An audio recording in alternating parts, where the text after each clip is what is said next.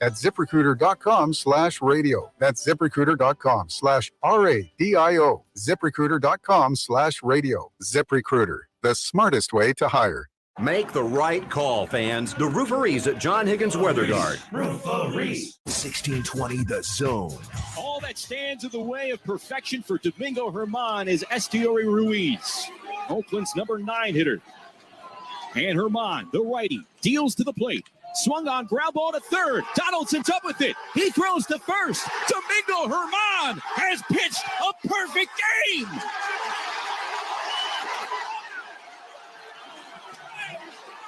For the 4th time in the history of the New York Yankees, perfection attained.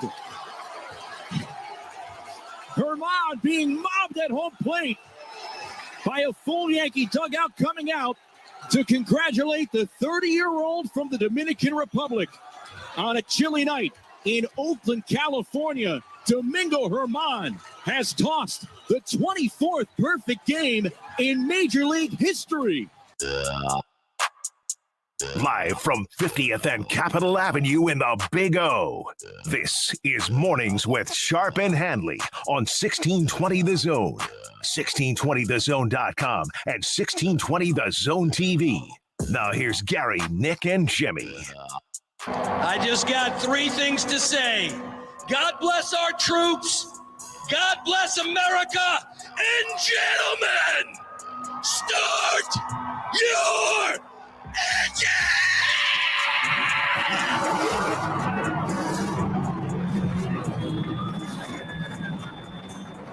Unless you're in Chicago this weekend for the street race for NASCAR, where people are just triggered by the fact that it is cut off all the streets downtown. Yeah. They already have the worst air going right now. And now you got the NASCAR race there. And you've got a 6-pack of Busch Light that costs $63. Ooh. Who in their right mind would pay What? over $10 a can for Busch Light? Man, had I known it was Maybe that, I would have. Maybe Iowa State fans. I'd have brought a bunch of cases in last weekend Like, what and in just the name started. of Matt Campbell's going on? I would have started like a little pre-sale last week of some Busch Light cases. You can get like a 30-pack here for like $24. Can you? Yeah. Go to your local grocery store, and if you're paying more than $25 for a 30-pack of Busch Light, well, you're not looking hard enough. Nick Hanley here for Busch Light. I haven't bought a 6-pack in a while. I'm a single guy or a 4-packer guy.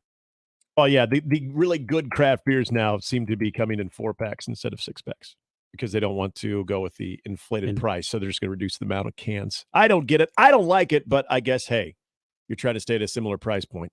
You got to reduce some stuff. You got the cutbacks, you know? It's a real thing. I just know that I'm not paying $63 to get a 6-pack of Busch Light. No. I thought it used to be Jerry World. I thought NASCAR races you could bring stuff in. I used to be. You could, I used to go to Homestead all the time, and you could bring drink and food in. Yeah, we were going to go to the Kansas Speedway for one of the events. This is a while back, and I was told one of the perks was, we just load up the cooler and we bring it in. I'm like, what? It's great. That's how all It's like slow pitch softball. That's how all sporting events should be. Candlestick used to be like that. You can up my ticket price, but let me bring in my food and drink. Absolutely. That'd be a fair trade-off. I would fully endorse that. That would be amazing. Up them like, I don't know, even $20 for the ticket. More than 20 more than what you're paying for the cooler expense. It's like a parking fee. Like when you go to there's certain strip clubs that would charge you to just park. Really? Oh, yeah. There was one near Lawrence like that. Yeah, charge you to park. It didn't matter how many people were in your car. It was just a parking fee, and you could roll in a cooler and whatnot. I went to a bachelor party once where we rolled in a pony keg. As long as we weren't selling it to the other customers, you could bring in a pony keg. They were afraid you'd have a side business? Yep. Like being in the corner with cups? Yeah, they didn't want no side hustles going on. They're leaving that to the ladies. I've never heard about charging for parking. Now, yeah, I did go to a place in Austin, Texas, and Quentin Jammer was having a party over here in the old Texas defensive back. Yep. And they brought their own food in. They brought steak sandwiches and like really, really high end. They weren't bringing in Taco Bell or anything. No, they hadn't Boone's Farm. They driven through, Whataburger, shown up to watch strippers. Reminds me of home. In the days of fancy strip clubs having a buffet, the Whataburger or strippers. Both.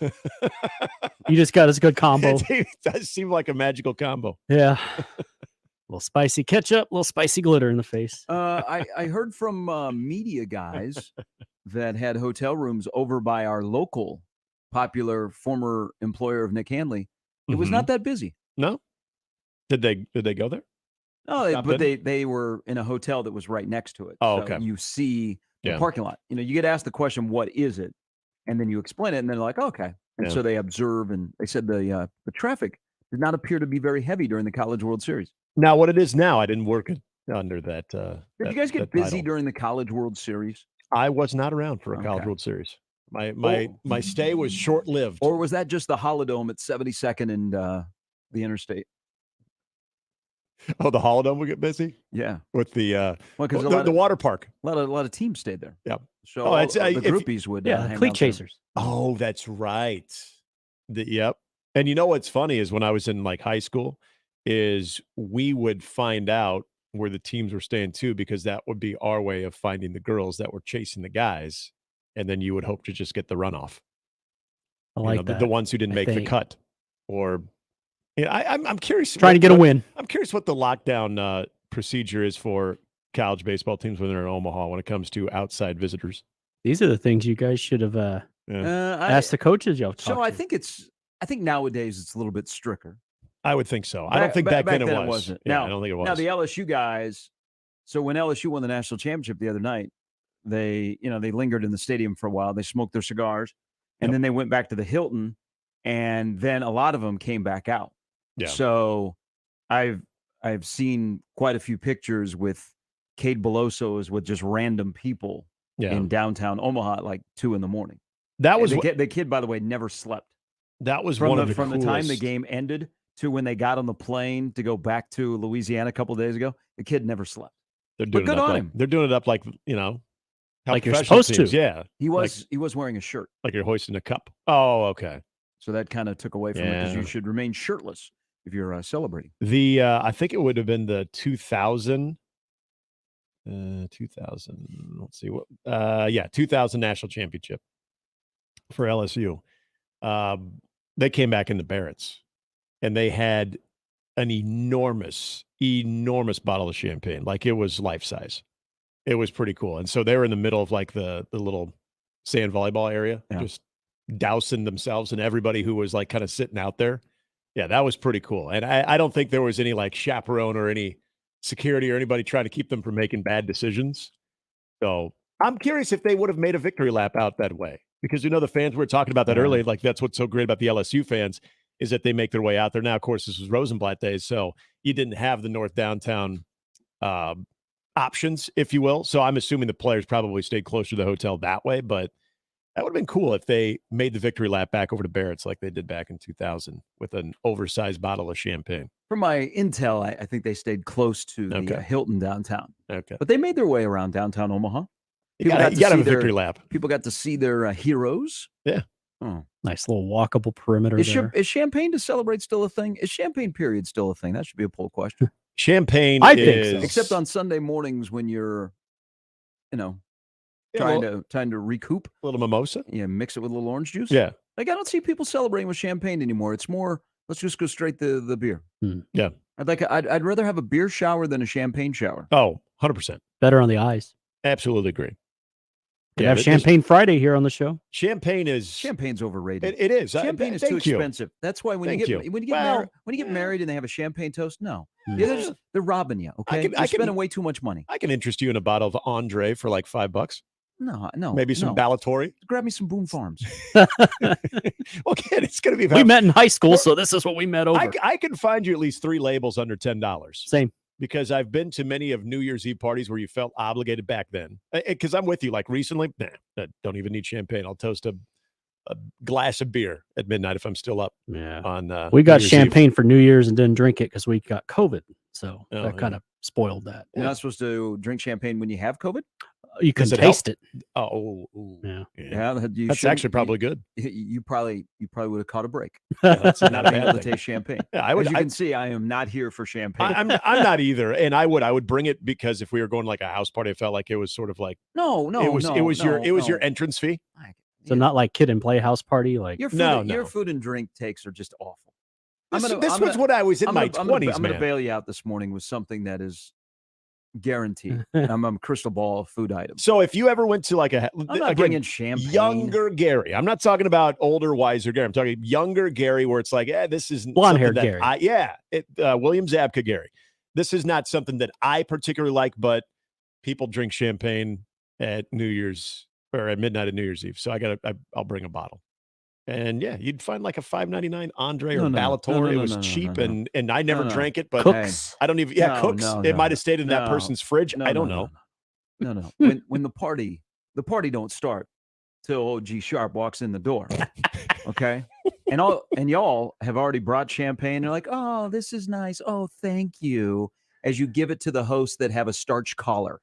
Okay, homeboy over here walks in the door and he's got under his arm. Like I'm carrying, a football headed for the end zone. I got box wine.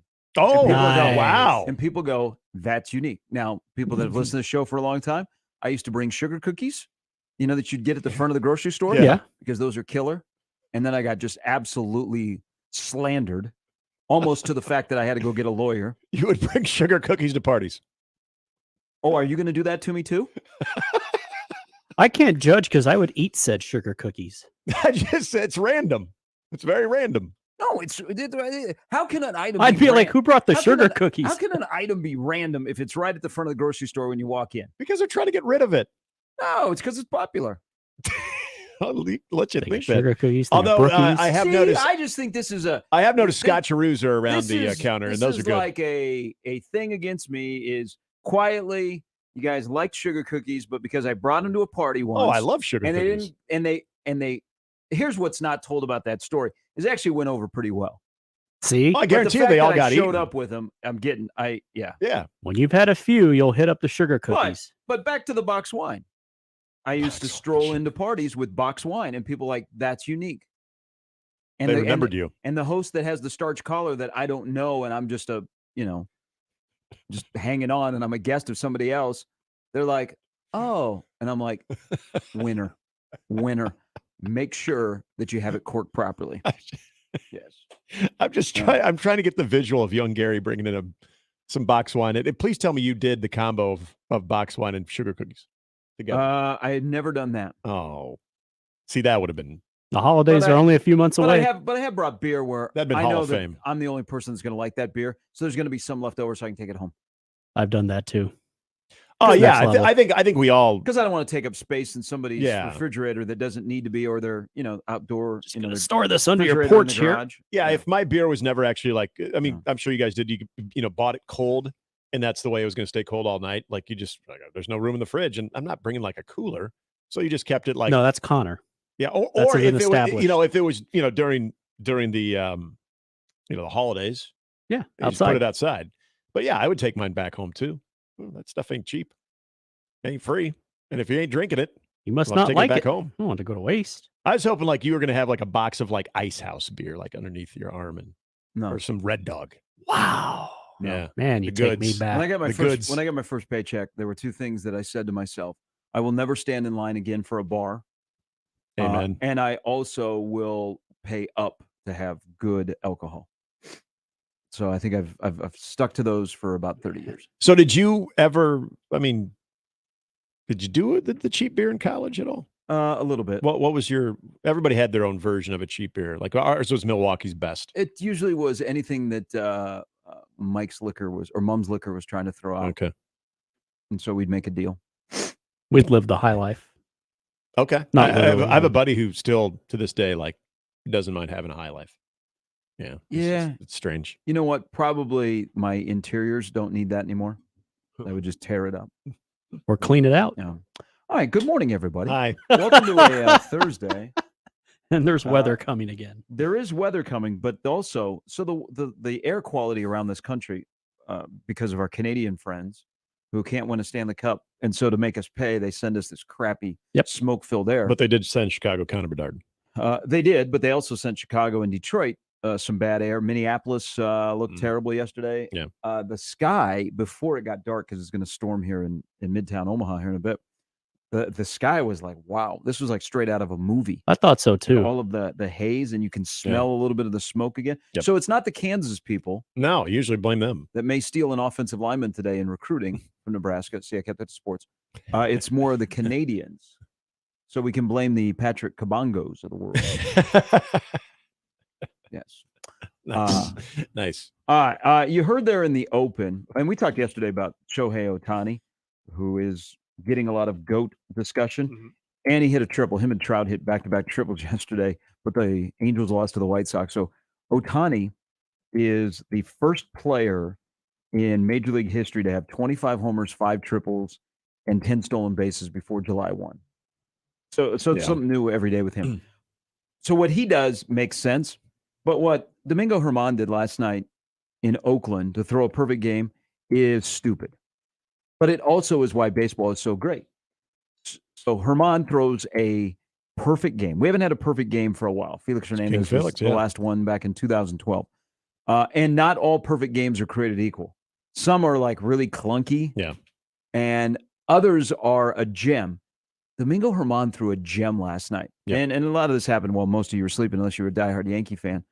He threw 99 pitches. 99 pitches. The guy, this is why it's so stupid.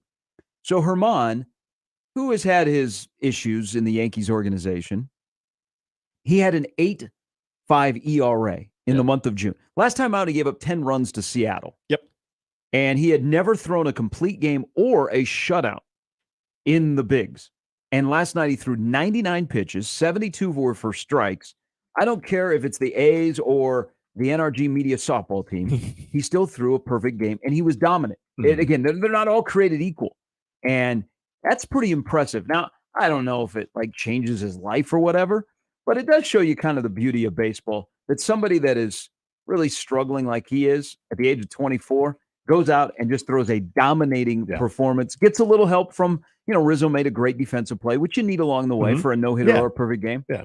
But it was, hey, good on him, because that's, again, it's the beauty of baseball that a guy that's struggling like that one night can throw strikes and deal, and all of his pitches are right in the strike zone, and he's part of history now.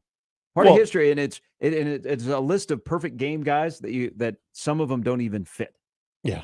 Well, I think we can all reflect on the David Wells one and say, huh? But think of in Yankees lore and some of the great arms that they've had, other than, really Don Larson, but like David Cohn and David Wells amongst that group. The most impressive part about what Domingo Germán did yesterday, and you kind of hit it, was the 72 strikes out of 99 pitches. And, we've talked about this a lot, watching it here in Omaha at the college game, where, guys can get sideways. Like, look, you're facing one of the weakest teams in Major League Baseball, and that's one thing. But when you are throwing that amount of strikes, you're minimizing your pitches the way he was. And watching a lot of that this morning is curveball, and just how much climb that thing had, and the drop, it was kind of foolish. It's just, if anybody who likes baseball, when you see somebody, whether it even leads to perfection or a no-no or just a shutout, when you see somebody who's in a zone the way that Germán clearly was, when those pitches are just kind of dancing the way his were, it's awesome. I mean, whether you're his teammate or you're on the other side of it, at some point you just kind of sit back and you appreciate like what that guy has going on. And yeah, you're right. Like it's not like Germán has been, lights out this season, like coming off of a 10-run performance for a guy. And I think he's the first Dominican to throw from the Dominican Republic a perfect game as well. You think of some of the great arms from the DR. I mean, there's a lot of historical context to what he did last night, but more than anything, the struggles that he had to just be able to completely turn it around on one night. This is one of those great things about baseball. He struck out a third. Mm-hmm. Now, I know, like David Cohn, I saw chimed in and said, "Hey, this is going to change your life." I don't know if it changes your life, because I will give you an example. The imperfect game, Armando Galarraga, his 28 out no-hitter. Yeah, that was screwed up by Jim Joyce. I think Armando Galarraga benefited more from not throwing a perfect game than he would have throwing a perfect game. I'd agree. The way that it was handled by him, and then the following day in Detroit when he goes out with the lineup card and Jim Joyce is in tears because he's working the plate the next day. And, Joyce admitted that he blew it. Yep. It was clearly an out and it should have been a perfect game. Armando Galarraga, his career is better because of the near perfect game. Yeah.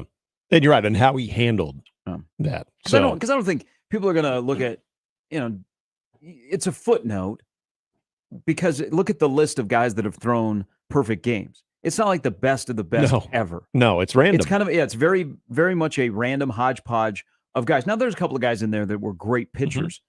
But in terms of changing your life, like when you look at David Wells, do you think of his parting or first, or do you think of, oh man, that's a guy that threw a perfect game? No. Even David Cohn. Right. I wouldn't put David Cohn as the elite company in that list. Like if you look at like Kenny Rogers, I remember. Yep. Yeah. The history of the Yankees, I think he went on to have a chicken joint. Yeah. Kenny Rogers Roasters. That Don Larson would be a guy that you would say, okay, for the Yankees was pretty good. But yeah, David Wells, that one is more of the story behind it when you find out like what he was doing the night before as opposed to the feat itself. I mean, in a way, the David Wells one reminds me of somebody like one of your buddies that you guys are just out hacking at a golf course and he just so happens to sink a hole in one. And you're like, you will never do this again in your life. And does the Stone Cold Steve Austin. Yeah, right. Like this guy, he sunk a hole in one and finished the round at like a 98. And yet he'll never do it again. It's just random. That's how I always felt about the David Wells. Like, huh? But look, I mean, oversized jersey. What I do think is pretty cool for Domingo Germán is, now, and there, look, we know there'll be more to come when it comes from pitchers from the DR, but to be the very first, that's pretty cool. So there's again some historical context there. That's a good thing, and it'll be interesting to see what David Cohn said. This will change your life. I think Domingo Germán and the Yankees are hoping this will just change his trajectory of the season. Yeah, like he'll finally have a little bit more confidence, and he won't be a gas can on the mound anymore. Watch him get shelled next start for like 10 runs and 3 innings. And that happens a lot when you come off a perfect game or a no hitter. Guys tend to, let's just say, not be as sharp on the mound. I think the most important, the most impressive thing about his perfect game, he only threw 99 pitches. Yes, 99 pitches to strikes. Throw a perfect game, and now I can't get Kenny Rogers Kramer with his bed sheet. Kenny, come back! My cones and rods are all messed up. They look like milk to me. Coming up a little bit later, Steve Sipple will stop by. He'll be back from Ainsworth, where Nebraska got a significant win yesterday. Don't poo-poo it. Nebraska football and recruiting for the class of 24 to have Carter Nelson say yes is a significant win for Matt Rule and Nebraska football. That has yet to play. There's some people like, he's in-state kid. No, never happy. No. It's a big deal. No, but nobody's ever happy, Jimmy. Yeah, welcome to the world. That's It's true. true. But it's a significant win for Nebraska football yesterday to get the number one player in the state, to get somebody like him. And you have not coached a football game yet at Nebraska, but you have almost exceeded the number of in-state commitments in 2 classes than the previous staff did. Just chew on that for a little bit. So Sip will join us. Brian Edwards as well. The lineup brought to you by the Rooferys at John Higgins Weather Guard. We will discuss more about Carter Nelson at 10 a.m. this morning here in Omaha. Caleb Pyfrom, the offensive lineman from Omaha Central, will pick his school, Fighting Illini. And then later today, Caden Massey, who's from the state of Kansas, offensive lineman, at 7:30 tonight, will choose between Nebraska or Kansas State. A feel? None. I think Kansas State is getting it. No, I thought you were like, whoa. He's going to Out throw of nowhere. He's going to throw a complete curveball. He's not going to college, boys. The check is in. Kansas wasn't even in my Final Four. Kansas came in. Lance Leipold, man, that guy's a grinder.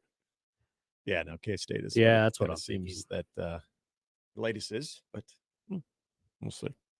All right, so that's coming up a little bit later, but we will discuss the recruiting and much more. Also, Nick is very happy because it's official that Connor Bedard is now, at the age of 13, he was going to be the future of hockey. Now he's just a little bit older, and good luck. You're 17, and you're supposed to save Chicago sports. So we watched it. My wife got inundated with who Connor Bedard is because she's also a big Chicago Blackhawk fan. She was very concerned, though. About that they couldn't pronounce his last name? No, that was Carey Price. That was embarrassing, by the way. Really bad. Did he look like he was going to cry, too? I know. He looked like he was going to cry. That kid worked his entire life to get that moment. Yeah. And Carey Price screwed it up. Oh, yeah. You can go on Twitter and say, my bad. No, that's embarrassing. Yeah. Dude. Hey, take a lap around the rink. Okay? Carey Price, but to Carey Price's credit or to his defense, whatever, he looked like he really wore that. He was, yeah, you could tell he was very embarrassed about that. But anyway, so when I told my wife how old Connor Bedard is, and he will be 18 here in a couple weeks, she was concerned that if the Hawks won a cup in the next couple of years, well, how the heck are they going to do that? He's not going to be 21. All that beer flowing, all that drinking. They'll find a way. Like, that didn't stop us. Hun, he's Canadian. You don't think he's been doing that by now? Got to stay warm. All the different championships that he's won and victories he's been a part of. You don't think he's doing that now? Yeah. You just don't know our friends in Canada. But yeah, that was her concern. So you think while the Blackhawks are celebrating, he's over in the corner drinking like the prime energy drink? Yeah. He's just dousing. Connor, Sprite. Yeah. Thanks. He's having some Zen water, but he's shotgunning them. And he's like, all right, boys. You gonna tap in maybe a little Pedialyte in there too. I Drink 2 Coke Zeros. So what you're saying is intentionally he will wait until he turns 21 to help win a cup. Yeah. So I'm not going to get worried about Chicago not. They're going to stash him with the Rockford Ice Hogs. Yep. He's going to be a big ticket with the Ice Hogs. Did you notice though last night he kept talking about because they're like the first game is against Pittsburgh and Sidney Crosby was his hero growing up. He's like, yeah, if I make it. He kept saying if I make it. I'm like, good for you, buddy. Well, I do like Stay humble. I do like the NHL is having Chicago and Pittsburgh open up. Yep. I mean, you have nice. Bedard and Crosby on the same sheet of ice. I'll watch. And then Crosby was Connor Bedard back in 2005. Mm-hmm. And could this be the last year we see Jake Gensel in a Penguins uniform? He'll be a free agent the following year. Wow. You can always join the conversation at 951-1620. That is on the Zone Hotline. It's powered by 42 Degrees, the source by your mom's house. Also on the Equitable Bank inbox, where they take banking personally. Gary or Handley at 1620 the Zone, or no. Yeah, Gary or Handley at 6. I'll get it right one of these days. Gary or Handley at 1620thezone.com, or on the JTech Construction Zone Twitter feed at Gary Sharp 1620 at Nick 1620 as well. Off and rolling. Sip will join us a little bit later. Lots on recruiting. Today will be 2 to watch. Not trending so well for Nebraska, but 1 is a wild card. I truly do not believe any idea what Caden Massey is going to do. He's played it close to the vest. I think there's a lean towards Kansas State, but you never know. And if you were choosing offensive linemen that Nebraska is chasing, and there are 2 that'll announce today, probably the 2 that announced today and the 1 that will not is the one you want the most. We'll explain that and more. Plus, I will save Nick from his horrible food takes this week with a crystal ball, no doubter. I will fight anybody after I tell you what is a guarantee in the food world. Seriously, I'll go out in the parking lot. I'll fight you. No, that's a tease. Or I will take you to this particular place and you will tell me if I'm wrong. Okay. I like that better. All right. Involves food. All right. There's Jimmy, Nick. I'm Gary. It's Mornings with Sharp and Handley on 1620 The Zone. Mornings with Sharp and Handley on 1620 The Zone and 1620thezone.com with Gary Sharp and Nick Handley. Now live on Twitch, YouTube, and 1620thezone.com. Ever walk through a door and see all the trucks? Yeah, it's kind of like that at Gretna Auto Outlet. Half-ton trucks, 3/4-ton trucks, dualies, gas or diesel. Gretna Auto Outlet will be happy to show it to you. They don't call it truck heaven for nothing, you know. Stop in the climate-controlled comfort of the indoor showroom or online with the virtual showroom at GretnaAuto.com. Gretna Auto Outlet, open Sundays too, just north of Nebraska Crossing on Highway 6 in Gretna. Watching a ball game at Oscar's Pizza and Sports Grill is pretty awesome. Oscar's offers the MLB package, so your team is always on their upgraded audio-video system, and nothing is better than watching the game with a cold frosty one, Oscar's Pizza, or award-winning char-buffed wings. And with daily lunch and dinner specials, it's really a no-brainer. So get ready to watch your favorite team play ball at Oscar's Pizza and Sports Grill, 173rd West Center Road, and takeout at 162nd and Maple.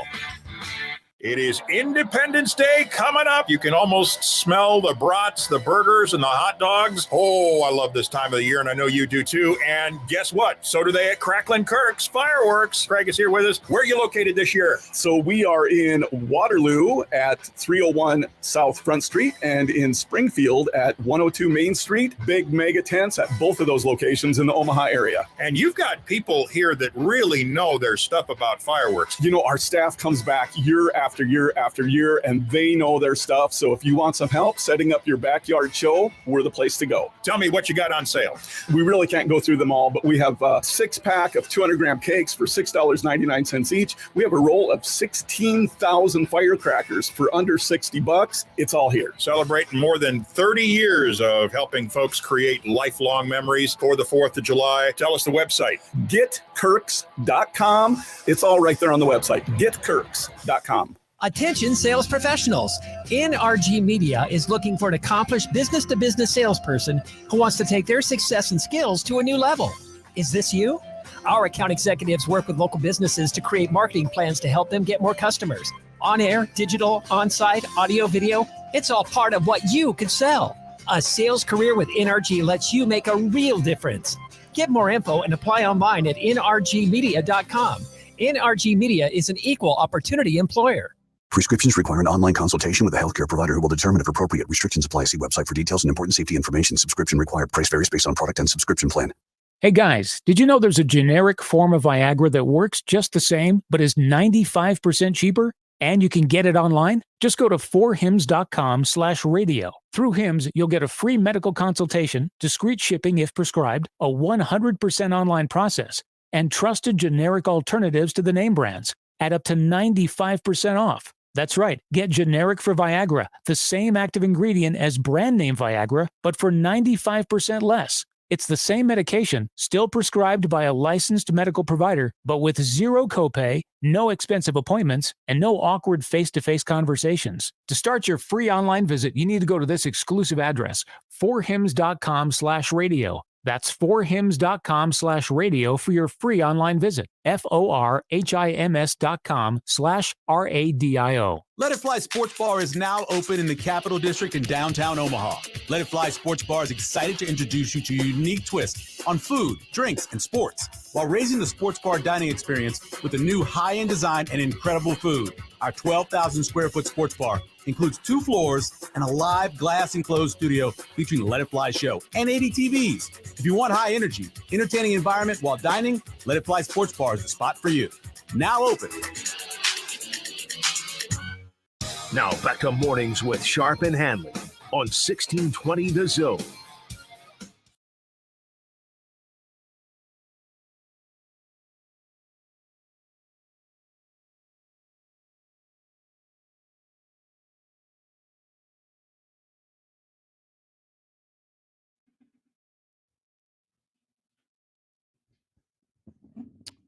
I don't know that we've ever discussed this before. Are either one of you Wordle people? I tried it on for a moment last summer and for about a week, and then I just kind of went on living life. Nope.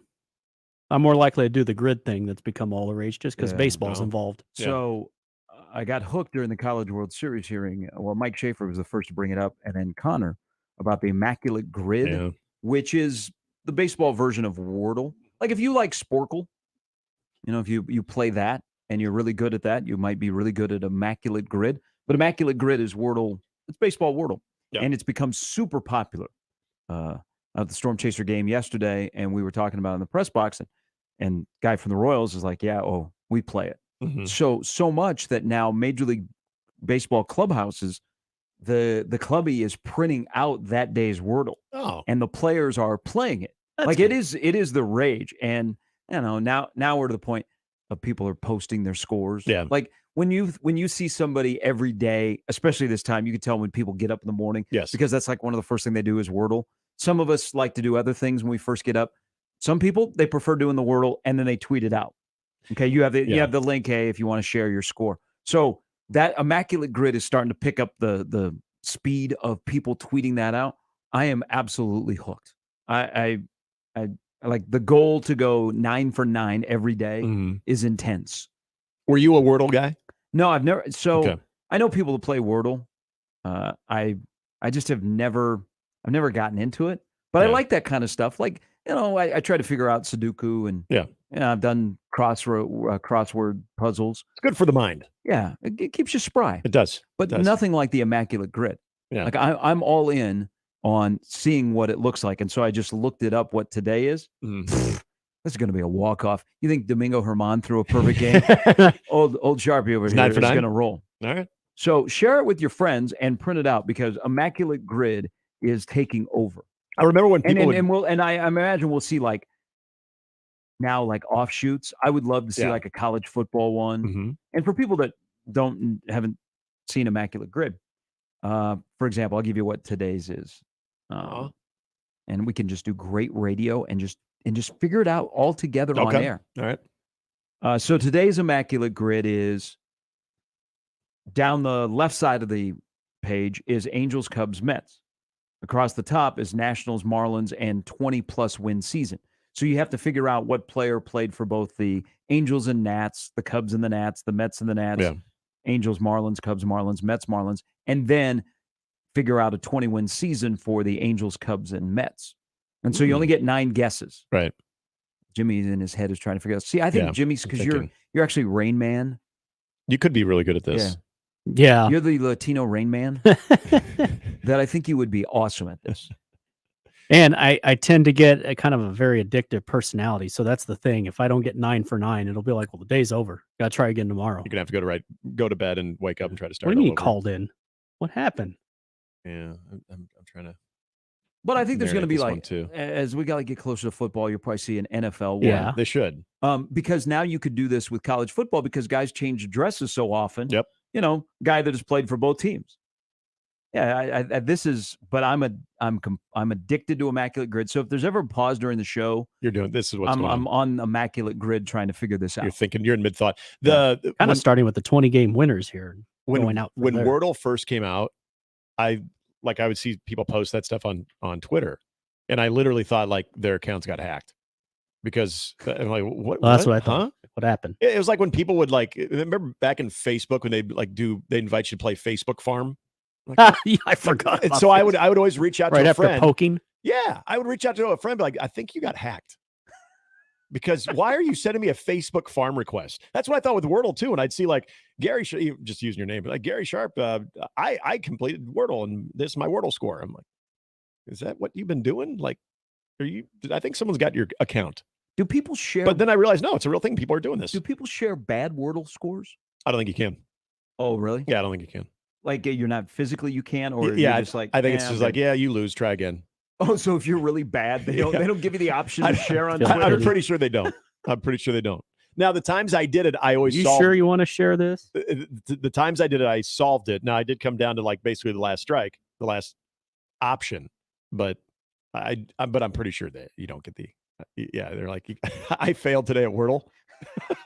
But you know what? If they did give you that option and someone posted that, God bless you. Good for you. No, because because that's going to motivate you. No, it won't. Because, yeah, iron sharpens iron. Come on.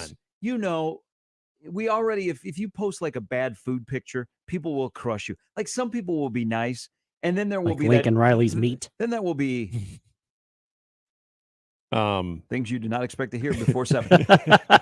Some jabroni will get on Twitter and like just crush. Well, true. Okay, true. So, but you know what you're doing if you're posting that. Do you? You're letting the hate fuel you to the next time. I think when you go to post a food picture, you're not thinking of the negativity. No, I'm talking about Wordle. Like if you or a failure, like you failed at something and you post it, by posting it, you're going to get a little bit of criticism. I'm more impressed of people that post stuff that make them look bad than make them look good. I kind of am too. That's why I mean you have a confidence about it. Exactly. Yeah. Like, you know what? Even I can fail at times. That's right. My steak is well done. That's why I say if you post a Wordle failure, if you're able to do that, I got a lot of respect for you. A lot of respect. I'd stand up and post that picture of my steak that has some ketchup on it. A little ketchup. Nothing sets off the flavor of a good steak like some ketchup. And then I would stop all the replies unless you were included in the tweet. Yep. Jake says Flaky Jake, and Flaky Jake, by the way, he's up early. His Braves are red hot. They're now the best team in baseball. They passed Tampa Bay. Winning percentage. If Atlanta gets any help with a starter or a bullpen, hand them the World Series. I wouldn't disagree with that. I mean, now the Twins can't hit themselves out of a batting cage, but they still, I mean, they're on a roll. They've won 5 in a row. Matt Olson is slugging, but they dominated in June. I think they won 20-24. So good on Flaky Jake. He says this is out of left field. Say no to Deb Fisher. Deb Fisher is not for us. Sharp 2028. Well, I mean, the second half I agree with. So Deb Fisher, Sharp 2028. So Deb Fisher announced her re-election campaign. Was it yesterday or 2 days ago down in Lincoln? Oh hell, I don't know. You're not. I'm not down with the local politicking announcements and who's doing what. I agree with the last part though. Sharp 2028. Yeah, that ain't gonna happen. But that just came out. Yeah. All right. But whenever I think of Deb Fisher, I just want to know what happened with the land, which is one of the best political commercials I've ever seen in this state. Is when Deb Fisher stole our land. Was like it's probably about 10 years ago, and that couple ran the thing of Deb Fisher stole our land. What did she do? Has there ever been like an inquiry on this? Well, she was running. Yeah, so she had then explained it, and this is the political geek in me. She was running she ran cattle on a neighbor's ranch for free for many years. Oh, and then she tried to buy it, and then I don't know what happened. She was freeloading. Yeah, she sued the family. It was crazy, but they made the ad where Deb Fisher stole our land. Don't let her steal the election, or something along that line. Get that Westwood One voice guy to voice that. It's perfect. Deb Fisher stole our land. We want the land back. That isn't going to happen, Jake, but thank you very much. Doug writes into his own inbox. Hi, Doug. He's the only one who could do that. He has a question for you, Jimmy. How good is Slaps Barbecue? Fantastic. I could add a word in front of fantastic, but it would be in violation of FCC rules, so I could hit the dump button. Is it bleeping fantastic? It's bleeping He fantastic. wants to know, is it dog friendly? We're passing through Kansas City on Friday. Ribs, brisket, or burn ends? Oh, well, first of all 3. I mean, why choose? Big meal. They have a combo. Ask for the Alabama barbecue sauce. It's a white barbecue sauce on the side. Very good. When we were talking about barbecue the other day, it was yesterday. It's just because Omaha's a barbecue. Right. It's just west of downtown in KCK, and I don't remember if it's dog friendly or not. I know it was very Jimmy friendly, and it was a great meal. Take the stretchy pants, maybe plan a little nap afterwards, and you're welcome. How's the cornbread? I always feel a good sign of a barbecue place is what are they rolling out with the cornbread? Typically, I go with the meat, but well, yeah, I mean the meat is why you go. But if you get a little complimentary cornbread, stuff is, you're awful. I just want to know. They do have some great sides. Okay, but yeah, everything. It's I would say it Do is they have plastic or regular silverware? Yes, that determines if it's going to be a good barbecue place, according to Nick. That's true. If I get my barbecue on a plate. Paper plate, that is. And in all seriousness, Doug, I would actually rank it as one of the best in the Kansas City metro. And that's saying something. Sweet tea or no sweet tea? No, I mean, I go no sweet tea, but that's unsweet. just, If I want my sugar, I'm getting it somewhere else. Yeah, I'm unsweet too. More questions here. Have you guys ever had a Bloody Mary while doing the morning show? No, but I'm all for it. Didn't we decide tomorrow with the long holiday weekend in front of us, we might partake in one beer Friday? Yeah. One margarita. How about that song is stuck in my head. 2 margarita. By the way, I explained 3 margarita. I'll put it. Yeah. You explained it to your wife? I did. Did you guys do it? No. No. I think she was not happy that I said, "Oh yeah, I'm sure she had 4 margaritas." After I explained it to her, you get to 5. Yeah. Well, yeah, 5 is. I mean, this should have been explained while on vacation. Oh yeah. Neither one of us are TikTokers. No. But I believe some of the I'm people, not either, some but of the I got people it we were sent to me. with were, and I never heard that brought up. All you have to do is start to go. If you go to a bar and you're around the younger set, just start singing 1 margarita, and then see who picks it up. And then they'll probably just carry it on. Yeah, and maybe it works out for you. No, I've never tried a Bloody Mary. Not a huge Bloody Mary fan. Spicier the better. Never done one I during went the out to show. Warner Park a couple years ago and judged the Bloody Mary competition. Yeah. I think I was a good judge, but Bloody Marys are not for me. How many would you guess you had to sample? 10. Oh. See, that's not nothing.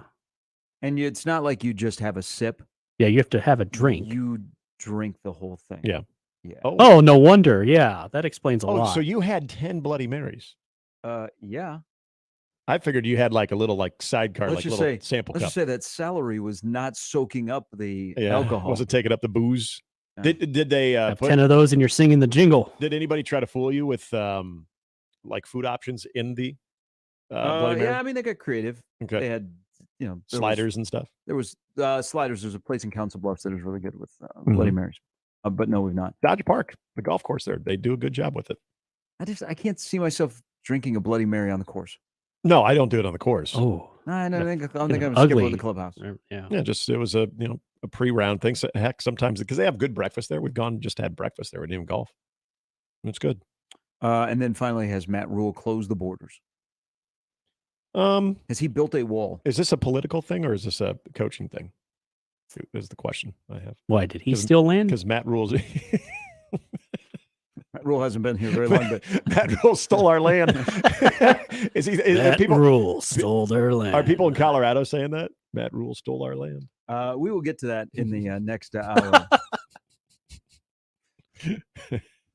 There's got to be. I mean, as much as this state is very much Republican, there has to be a creative Husker fan that will have the state of Nebraska with a wall around it. Yeah. And then Rule's face like in the middle. Mm-hmm. I'm surprised it hasn't happened yet. Well, let me give you a little stat here. Yeah. This is from Steve Merrick over at Husker Online. And then we'll go to a break and we'll talk about Carter Nelson and everything that comes with it. In-state recruiting. So the thing to keep in mind, as you already know, is Matt Rule, not from here. Matt Rule, really with a staff that has no connections to Nebraska. Right. Even the lone holdover on his full-time on-field coaching staff, no, they don't have a connection to Nebraska. But in a short amount of time to finish last year's class, which partial credit to the former staff because they had gotten some of these guys in the fold, but Rule had to keep them in the fold, then add a couple of guys late. His 2 years of recruiting for Nebraska, 14 in-state guys. 18 to 22, Nebraska had 16 in-state guys. There's part of the talent uptick. There's also the mere fact that every time Nebraska wins something in recruiting, or I think we'll be saying this when they get to the actual things that matter on the field, is we have for so long complicated Nebraska football. Nebraska football is really easy if you think about it. It's easy. We overthink Nebraska football on what ails Nebraska football, how to fix Nebraska football, what it takes to be successful. Winning at Nebraska is relatively easy. Okay? Don't think it only hurts the ball club. But this is why Matt Rule might have a chance. And that's why I want to fast forward to the season where they actually play games to see how this is all going to work. I love the recruiting. They've had a great month of June, but I'm now ready for football games because I want to see if this is going to work. Because if it does, if it pops quick, you see. If not, you're like, wow, what happened along the way? I believe the former will be greater than the latter. But this is simple. Have a plan, work the plan, work harder, work smarter. That's simple. That is the simple thing. That's what they did with Carter Nelson. And they got him to shift from the first part of June of being a dog to the last part of June being a skirt. Yep. Don't we overthink it. Have a plan, work the plan, work harder, work smarter. You do all of those things at a place like Nebraska that has so many built-in advantages for you that you're only hurting yourself if you don't take advantage of them. Yeah. You do that, hey, you're going to be in a good spot. Does that mean you're going to win a national championship? No, but you're going to be consistently successful. I'm convinced of that. And that's what Matt Rule and his staff have done. And that's exactly what they did to get Carter Nelson. Yeah. And in all facets, I would totally agree that if you're going about recruiting that way, if you're going about the season that way, if you're going about spring workouts, everything that way, if that's sort of the company motto, if you will, and it's practice, it's not just lip service, it's actually practice, because every coach is going to give you some version of that when they're talking to the media and when they're talking to players, when they're in public, but it's what they're doing behind the scenes. Are they following that company motto, that program motto? And it's easy to think of programs within the Big Ten that follow that even on some more lean years, still are able to squeeze the most possible success they can out of that particular season, whether it's having a very challenging schedule or maybe they had a lot of turnover. They're a younger program right now. You have a system in place. You have plans that were established when all these players came in, whether it was through recruiting or through the transfer portal, or guys that are continuing to develop, and they're following those plans that they had laid out for them. And that does require attention to detail and work, and being able to take that to the next step that following year for that individual player in that program. And if you are staying on that path, I would be hard pressed to find where something would completely go off the rails. That what I just said pertains to anything of a well-run business. Yes, exactly. I mean, have a plan, work the plan, work harder, work or be smarter. And what's going to happen? I mean, the Nebraska football and any major college football program or what particular sport, you have to run it like a Fortune 500 company. Mm-hmm. And you have to approach it that way. And Nebraska football is the largest Fortune 500 company we have in the state. All apologies to Kiewit or whoever else or the scraps that are left over from ConAgra. Nebraska football is the largest Fortune 500 company inside of these borders. And you have to treat it like that. Yep. And finally, there's a guy that realizes, okay, this is what we have to do. We have to treat it like a Fortune 500 company. And if you're good at the top, more likely you're going to be really good at the bottom as well. Yeah, and kind of using that analogy as well, the people you have around you.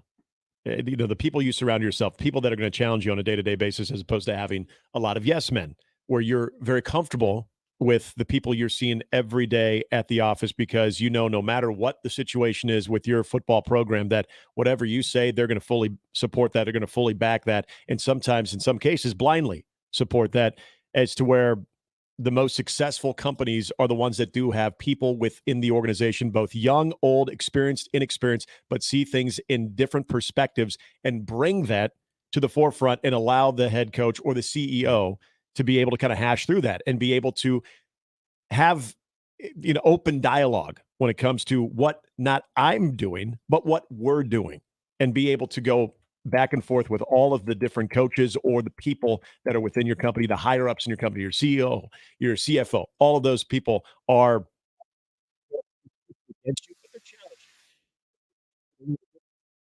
not afraid to be able to talk to you, but also in turn, for the year and experienced ones, you're also getting a lot of valuable lessons from the head guy, because he's willing to also kind of show you the ropes and allow you to develop in a more professional manner as well. All right, so Nebraska's up to 21 with Carter Nelson yesterday.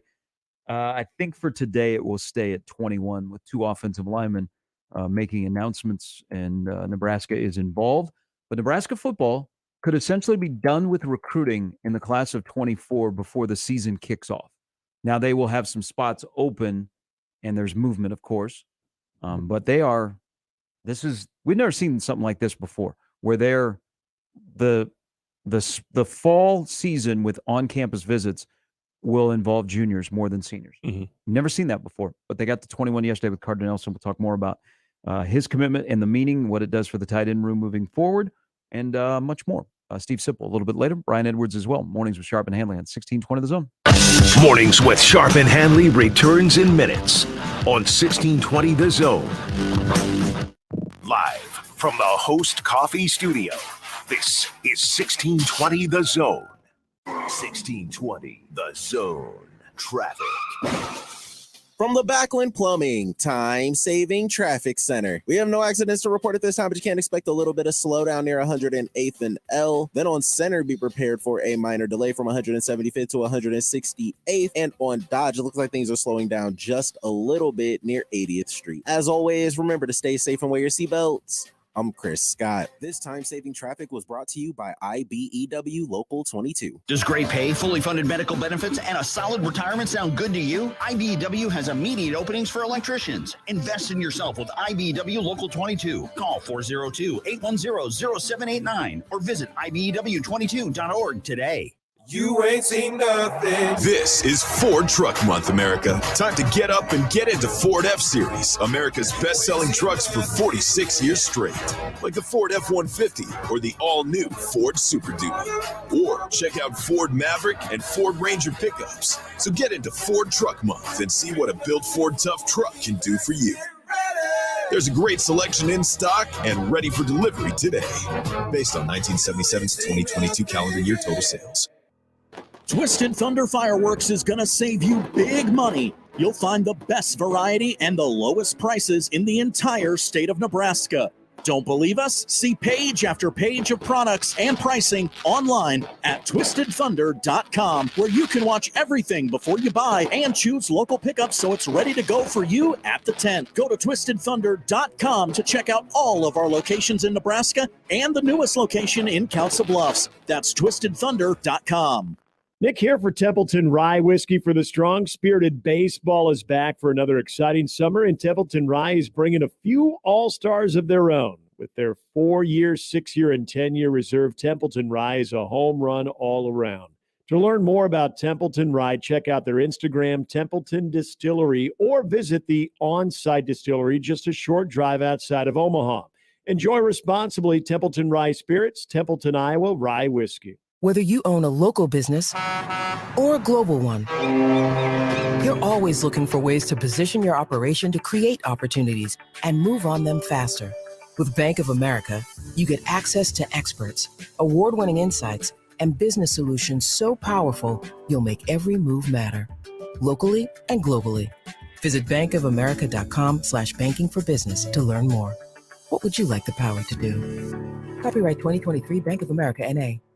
Prescriptions require an online consultation with a healthcare provider who will determine if appropriate. Restrictions apply. See website for details and important safety information. Subscription required. Price varies based on product and subscription plan. Hey guys, did you know there's a generic form of Viagra that works just the same, but is 95% cheaper? And you can get it online? Just go to 4hims.com/radio. Through Hims, you'll get a free medical consultation, discreet shipping if prescribed, a 100% online process, and trusted generic alternatives to the name brands at up to 95% off. That's right. Get generic for Viagra, the same active ingredient as brand name Viagra, but for 95% less. It's the same medication, still prescribed by a licensed medical provider, but with zero copay, no expensive appointments, and no awkward face-to-face conversations. To start your free online visit, you need to go to this exclusive address, 4hims.com/radio. That's 4hims.com/radio for your free online visit. FORHIMS.com/RADIO. Tired of having a website that doesn't reflect the quality of your brand? At JM Online, we specialize in custom websites for unique business needs. Your website should be more than just a digital billboard. It should be a powerful tool that grows your business. Awarded Omaha's best web developers in 2023, we're dedicated to local business success. So if you're ready to take your website to the next level, go to jmonline.com and request a call. Let it fly. Your elevated sports bar experience. KOZ and Bellevue, Omaha, Council Bluffs. This is 1620, The Zone. And we're back. Mornings with Sharp and Handley. Here's Gary, Nick, and Jimmy on 1620, The Zone.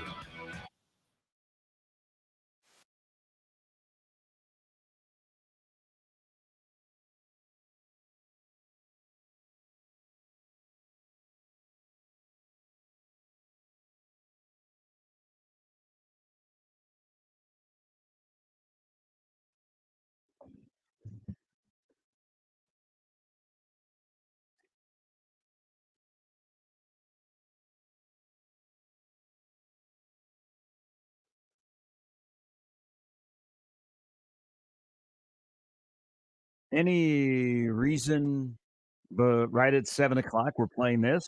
Is this Looking right out there. Is this Megadeth or is this Metallica? This is Metallica. This is Ride the Lightning. Okay. All right.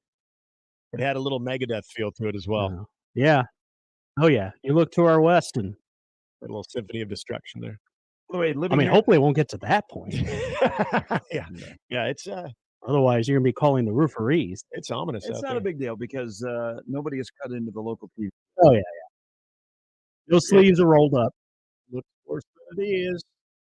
Oh, you're You know monger. what? Well, so Randy is with the rules of season. What about we have some really talented female meteorologists in this market. We're very lucky in that case.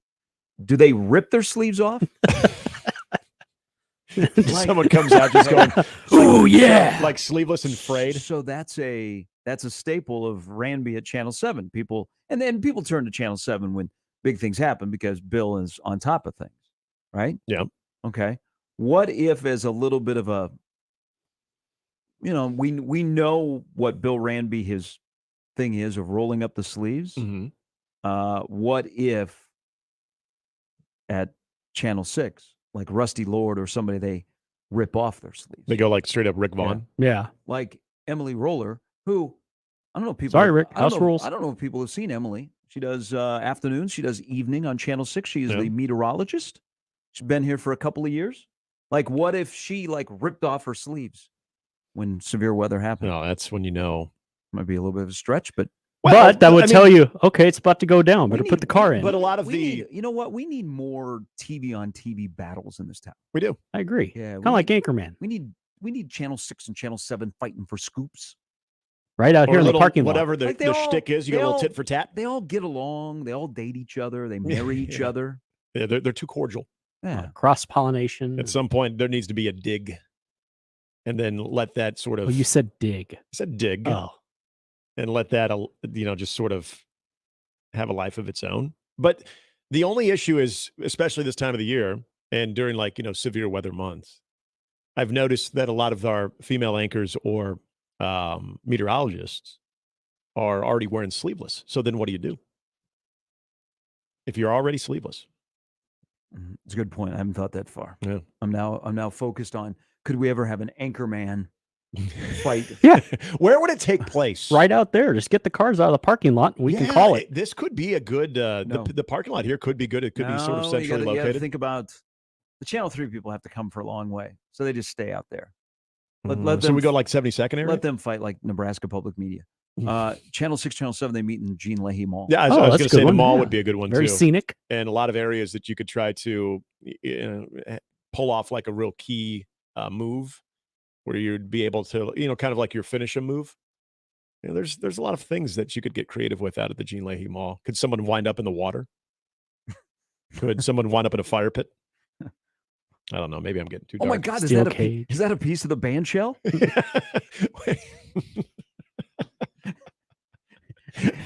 Andy, did you know you killed a man with a stop sign? All right. So if it is, Yeah, I kill a man with a stop sign. It is nasty here in Midtown. It looks nasty. Just a note before we get to Jimmy's update with Carter Nelson committing to Nebraska, and you hear it if you can hear it in the background. Yep, God's listening. If good morning, Bellevue West will be extremely popular. Omaha West Side will be extremely popular. Omaha North will be popular. Anybody that has Nebraska recruits, people that don't normally follow those teams or follow high school football, they will go out of their way to watch them play. So here I am to give you a little tip. So I looked this up. The closest that Ainsworth plays to Omaha is when they play at Elgin Pope John. Yep. So that is a 2.5-hour drive from here. You will get to drive through the lovely community of Fremont, Scribner, Snyder. I believe you get through Newman Grove, don't you? Madison, Petersburg, and then you end up in Elgin. So if you are thinking about that, put it on your calendar, September 29th. I was looking at that one, and then I saw Madison on the schedule, but then I realized Madison's a home game. So you'd actually have to go out to Ainsworth for that one. But so the Elgin Pope John used to cover that high school program when I was in Columbus because they were kind of within our little area. So I knew that would be a drivable one. And also Madison. We carried some Madison stuff. Madison would have been, from Omaha, would have been a drivable. So, I mean, all of them are technically drivable, but keeping it relatively a short trip, Madison would have been a decent one too. There's the other part of yesterday of Carter Nelson committing is the impact on the town. That's a big deal in Ainsworth, that they have a player like that has so much potential, that had all that attention, that stays home, what it does to a community. Like, can you imagine if Carter Nelson would have said yes to Georgia? I mean, I think not on the same level, but did the Bramers move out of Pierce? So son goes to Iowa State. Matt Campbell hires his dad, who was the great football coach at Pierce. I imagine the family has moved out of Pierce, but in a smaller community in Ainsworth, can you imagine if their local hero, somebody they've been watching for a long time, would have said no to Nebraska and gone somewhere else? How uncomfortable that would be. Yeah. Again, and in that kind of a community. So that just shows you the impact of a small town when the greatest athlete ever to come out of that town says yes to Nebraska. Yeah. Because if he said yes to Georgia, and I think you might have to call up Dylan Raiola and say, hey, is there room for me at Buford right. to come there and Right. play? Can you put in a good word? Chad, who is a P1, he's a faithful listener. He catches us out in Pierce, so hopefully he is listening and can shed some light on the Bramer thing, because he's always kept me inundated with Bramer. Right. But I think from a community standpoint, they obviously would respect that decision to an extent. I'm sure you'd probably get a lot of maybe a little passive aggressive of, man, really, you got to go to Georgia? You couldn't stay here, huh? And after a while, that probably gets a little bit old. But on the flip side of it, the fact that we're even talking about it, I was seriously looking at the schedule yesterday of, is there an opportunity? Because I want to see as many of these guys that I can this year. And when I saw the schedule and I hadn't seen the home slate versus the away slate yet, I thought, oh, cool, Madison. I've been there. That's not a bad drive from Omaha. I'll go watch it. Didn't realize that was a home game. But then I saw the Elgin Pope John. Thought that's not a bad venture out there. I highly recommend for anybody to go watch 8-man football. If you've not seen 8-man football, it's wild. It's high scoring. And good luck for the teams that they play. Now, they play some of the better teams in 8-man on their schedule, but good luck tackling him. Yes. You're not finding a lot of Carter Nelsons that are playing 8-man football that are 6'5", 215, built like him, that runs like him. Turn into Kelsey. Lining up on the outside and just trying to get one-on-one battles. Yeah. For that DB who gets locked up with him. Yeah. It's not going to go well. So if you've not seen 8-man football, I would highly recommend it. Speaking of 8-man football, somebody who's in the 8-man Hall of Fame. This is from Zach. He writes into the Equitable Bank inbox where they take banking personally. Don't try and get a hold of Doug tomorrow. He's going to be out of town for the 4th. He's going to Kansas City. He's going to eat barbecue. And hopefully the dog is going to be able to partake. I hope so. I do have their website up. I was curious. Does it say dog friendly? I was at a drinking establishment last night in my neighborhood, and they're dog friendly. On trivia night, there was a dog in there doing trivia. My dog has a drinking buddy Or maybe T-shirt. So maybe that was too many. too many margaritas I was having. I don't know if the dog looks sad. Oh, yeah. It was just. So maybe he was there against his will. I don't know. They got You wanted to watch the draft? Sarbin Village has a great dog park. They do. And this bar was having trivia night, and there was somebody in there with a dog. The dog just looked sad. Maybe he was at the dog park. He was worn out, and he was just tired. That's probably what it was. But Zach writes in, I remember when that clown, Scott Shanley, was bloviating about Nebraska hiring Matt Rule, saying that he would never be able to recruit players to the Huskers and that they should have hired Deion Sanders instead because he will be recruiting at an elite level. If people have not already realized, we've not had Scott Shanley on for several months now. It's been a while. We're not really sure what happened. Yeah. So I've had a relationship with Scott. I've known Scott for a long time. And there, of course, are things that we disagree, but we have good conversation. He went AWOL on us. He told me he and the family were going to Hawaii and be back in a couple of weeks, and they did come back, but he didn't come back to us. Yeah. Yeah, and as far as I know, I have not heard him doing any other radio hits either. That's like February. Yeah. Yeah, it was. Now his brother just got he moved to another school down in the Houston area. His brother Andrew is a budding high school football star in the coaching ranks in the state of Texas. But no, we haven't had Scott on it because usually on Wednesdays we do our little NFL segment, and it doesn't matter if the NFL is in season or not. We just lost touch with Scott, and we haven't had him on in a long time. It has, and remember, it wasn't just his comments and his feeling about Matt Rule, because we still had him on about a month and a half after that in his regular Wednesday spot. It was a normal segment last time he was on. Because when he voiced his disapproval of the hire, I wasn't here, and it was probably like a good month or so that I'd been here that we had him on regularly. Yeah, so we're not sure what happened, but thanks for bringing up Scott. After the commit of Cardinal Nelson, Nebraska's 2024 recruiting class has moved up to number 14, according to both Rivals and 24/7. Meanwhile, Colorado is sitting at 51 on Rivals and 49 on 247. I'm guessing Trev still feels pretty good about his decision. Now, I think Nebraska's recruiting class, it will the floor will be 25. I think they will be anywhere from 18 to 25 when it's all said and done.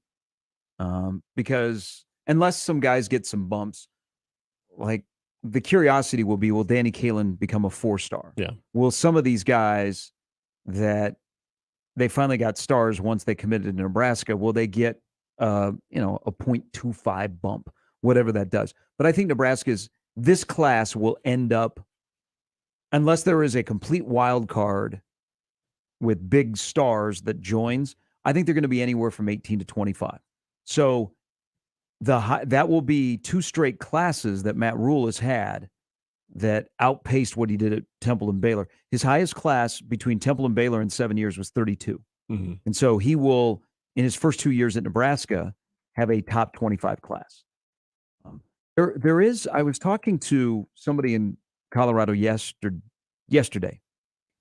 There is a little bit of a concern of Deion closing on high school guys in this cycle.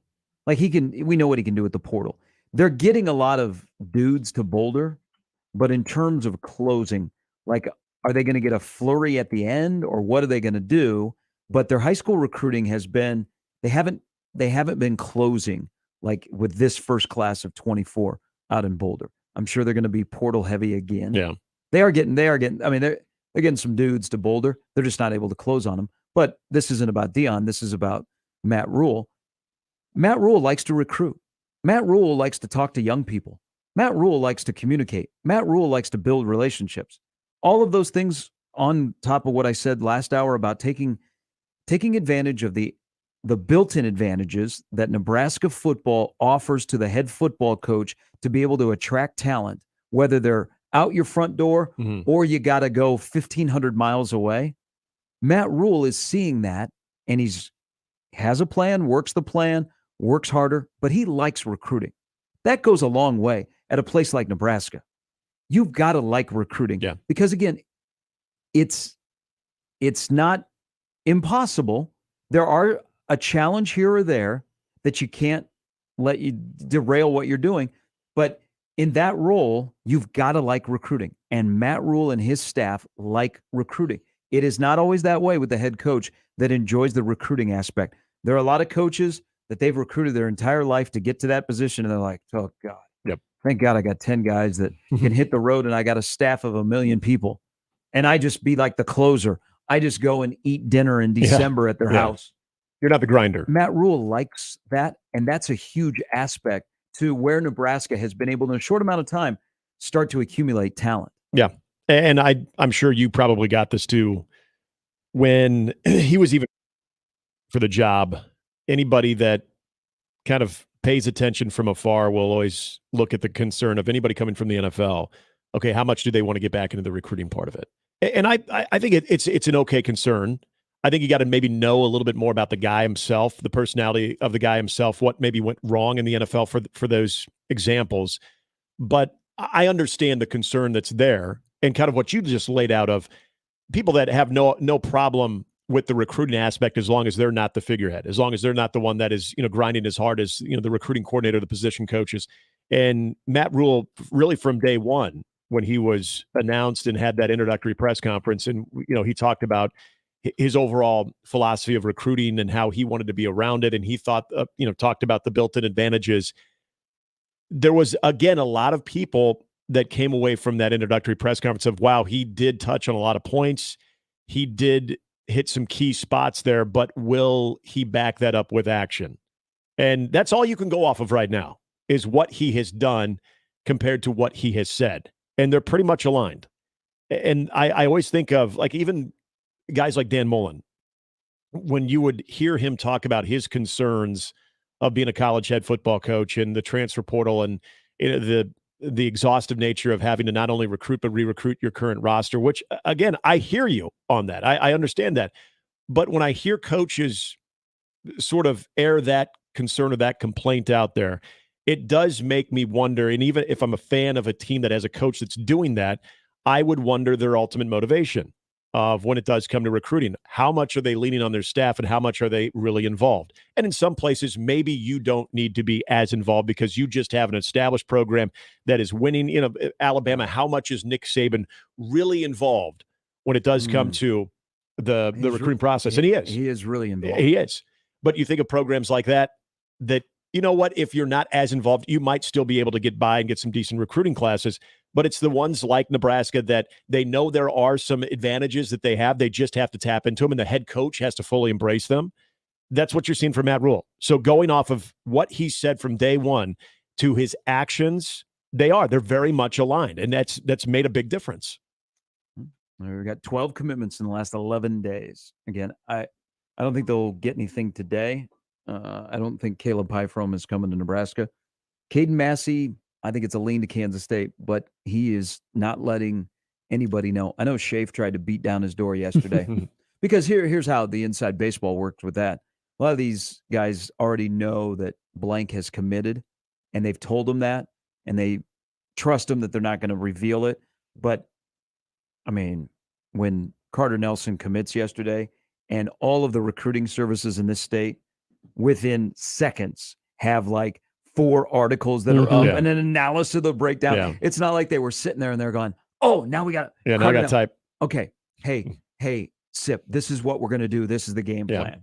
It's already written. Just waiting to hit post. Anticipation. So Schaaf has tried to get Massey to tell him what he's going to do, and the kid won't. Yeah. Which is kind of a little bit rare when you're somebody like in Schaaf's position where he's built up a relationship with kids.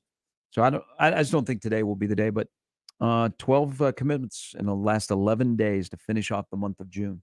And they will, a Bay City, Texas defensive lineman could be on the way as well, which may not get a ton of attention around here. That's a big deal. We'll talk more about him a little bit later when Sip stops by. But first, an update with Jimmy.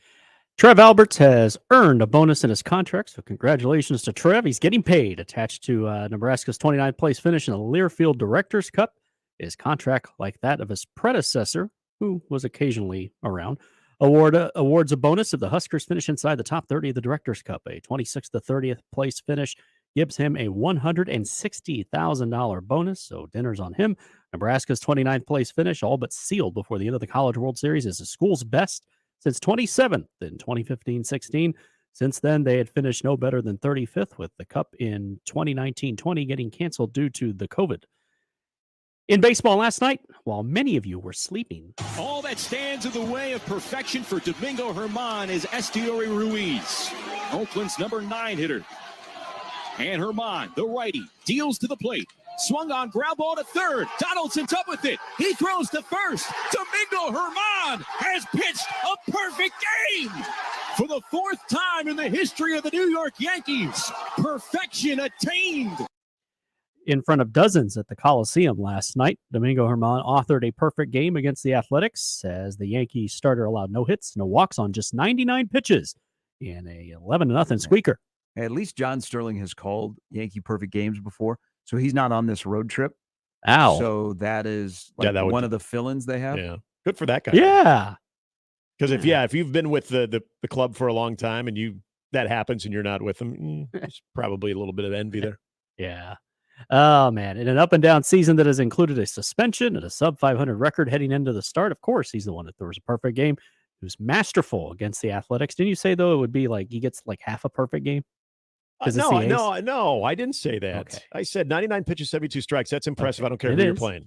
He's mixing his pitches, keeping his defense busy and engaged, and posting 9 strikeouts along the way.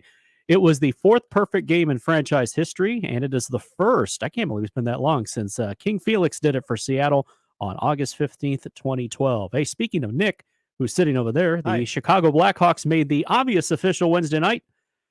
Had to be suspenseful as they select Connor Bedard with the first overall pick in the NHL draft. He's just 17, but I'm sure he can drink. He has been called a generational talent thanks to his shooting ability, puck possession skills. The North Vancouver native was the most hyped prospect since Connor McDavid was drafted first by the Edmonton Oilers. I can't believe it's been since 2015, but it is exciting time in Chicago. Finally, in the NFL, Tyreek Hill offered the man he slapped $200 with his apology, according to the Miami-Dade police report.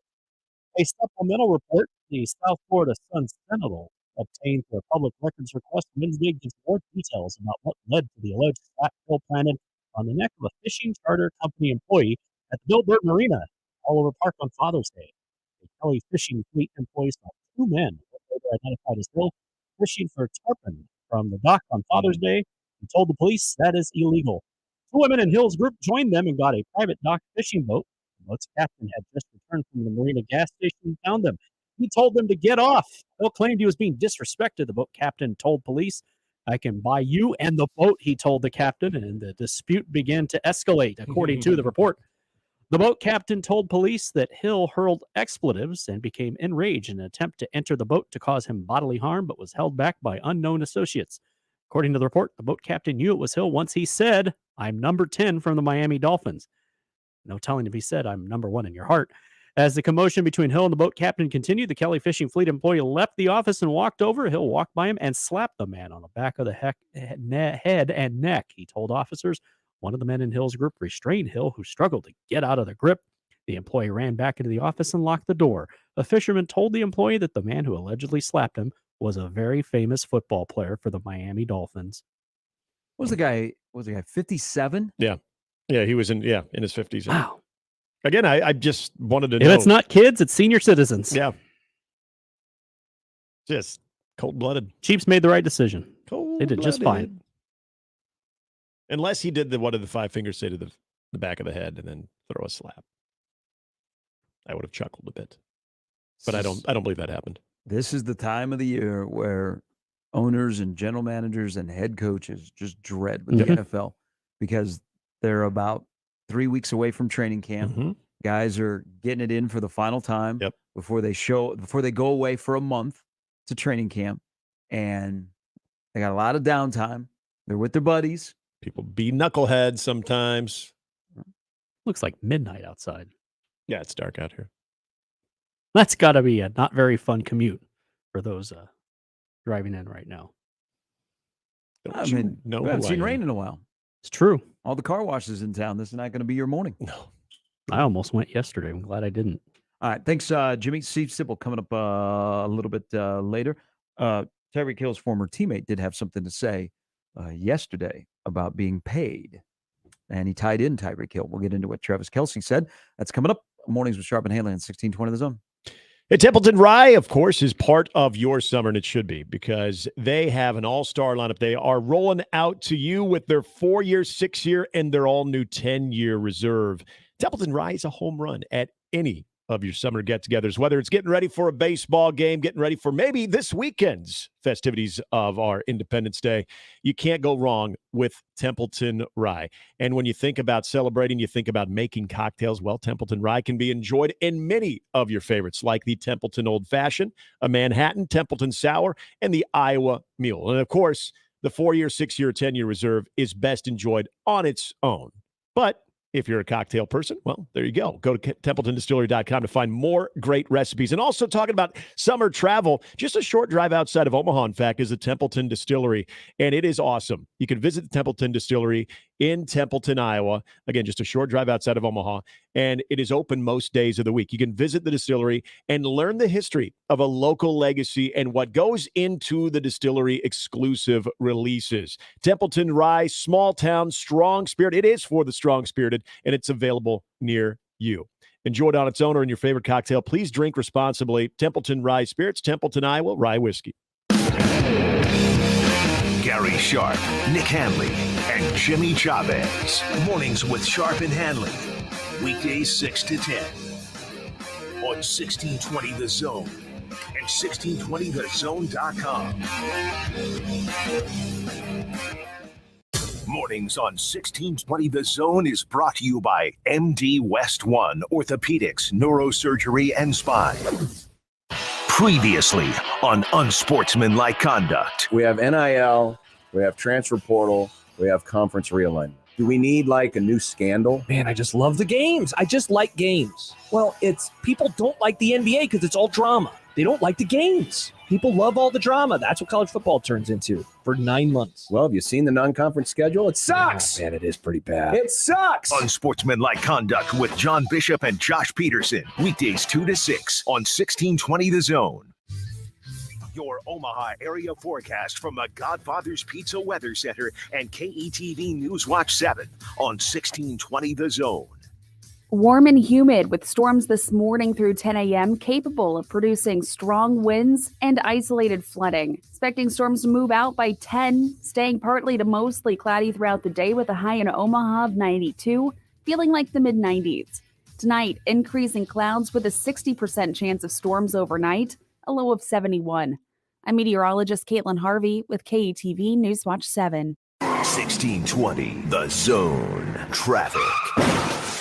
From the Backlund Plumbing Time-Saving Traffic Center. We have no accidents to report at this time, but you can expect a bit of a slowdown westbound along I-80 just near 144th Street. Then along Highway 370, be prepared for a significant slowdown from 150th to the I-80 East and West ramps. And on Dodge, looks like things are slowing down just a little bit from 80th to 72nd. As always, remember to stay safe and wear your seatbelts.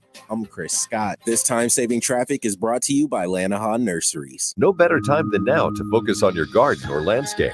Come shop Lanahaw's Garden Center, filled with the area's best quality plants, flowers, and trees. Rooted in quality, unmatched value. Lanahaw Nurseries, 192nd and Center.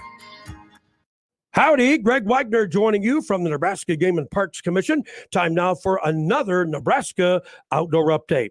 Hey, how about some interesting nature facts to get you outdoors? Did you know that Nebraska has more than 70 state parklands, more than 100 species of fish, more than 400 species of birds, and more than 1,500 species of native plants? We do. You need more numbers? Go online to the Game and Parks website, outdoornebraska.gov. Question for you. Planning to be on the water this season? Great. But remember, wear your life jacket. Keep in mind that most people who drown in boating accidents are not wearing theirs. It's like I tell folks all the time, life jackets, they float, you don't on the water. So why wouldn't you be wearing yours? Please think about that and be safe. I'm Greg Wagner with the Nebraska Game and Parks Commission. It's time to wake up your taste buds. Introducing my new Fiesta Line Chicken Pizza. Spicy taco sauce, generous amounts of chicken, green peppers, onions, jalapenos, mounds of cheddar and mozzarella cheese, and finished with a tangy lime sprinkle. Add your favorite one-topping pizza and my sweet cinnamon monkey bread. Fiesta Feast. Now that's a fiesta for your mouth. Godfather's Pizza. Do it. Email unsportsmanlike conduct on the Equitable Bank Zone inbox with whatever is on your mind, from your hot takes to what you think is one. The Zone inbox is brought to you by Equitable Bank. We take banking personally. We want to hear from you on the Equitable Bank Zone inbox. And we're back. Mornings with Sharp and Handley. Here's Gary, Nick, and Jimmy on 1620 The Zone.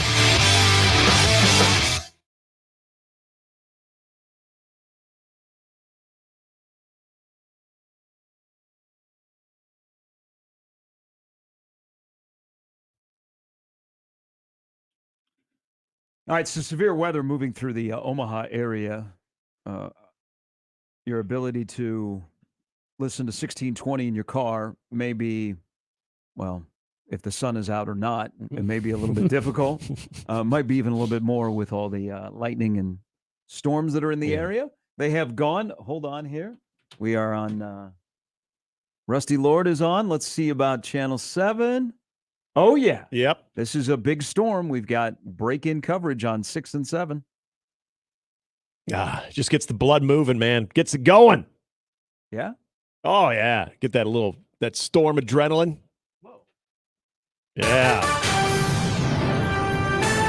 It's very dark here.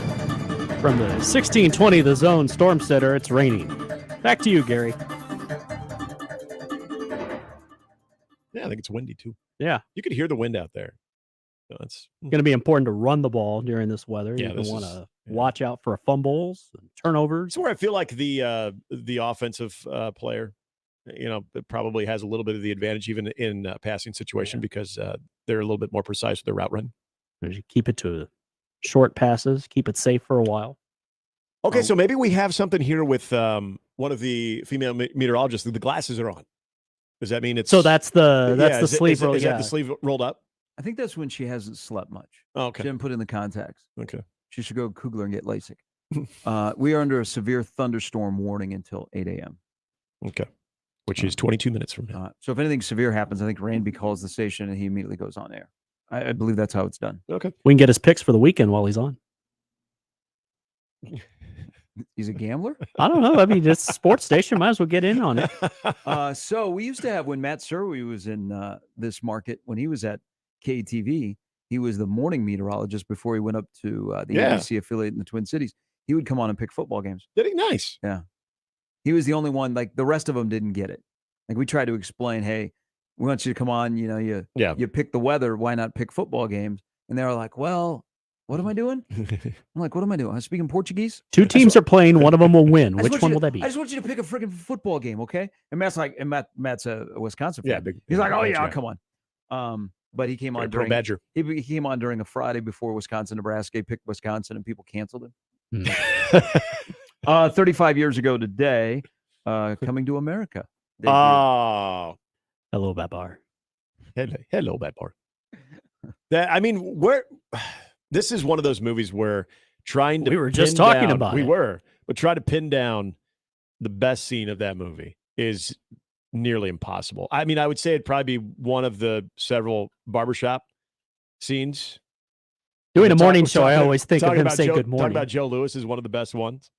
But man, that movie, I don't know what the best part of that movie would be. It was great. Good morning, my neighbors.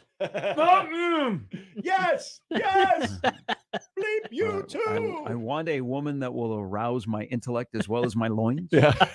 I mean, there was a lot of deep, relationship advice in that. Yeah.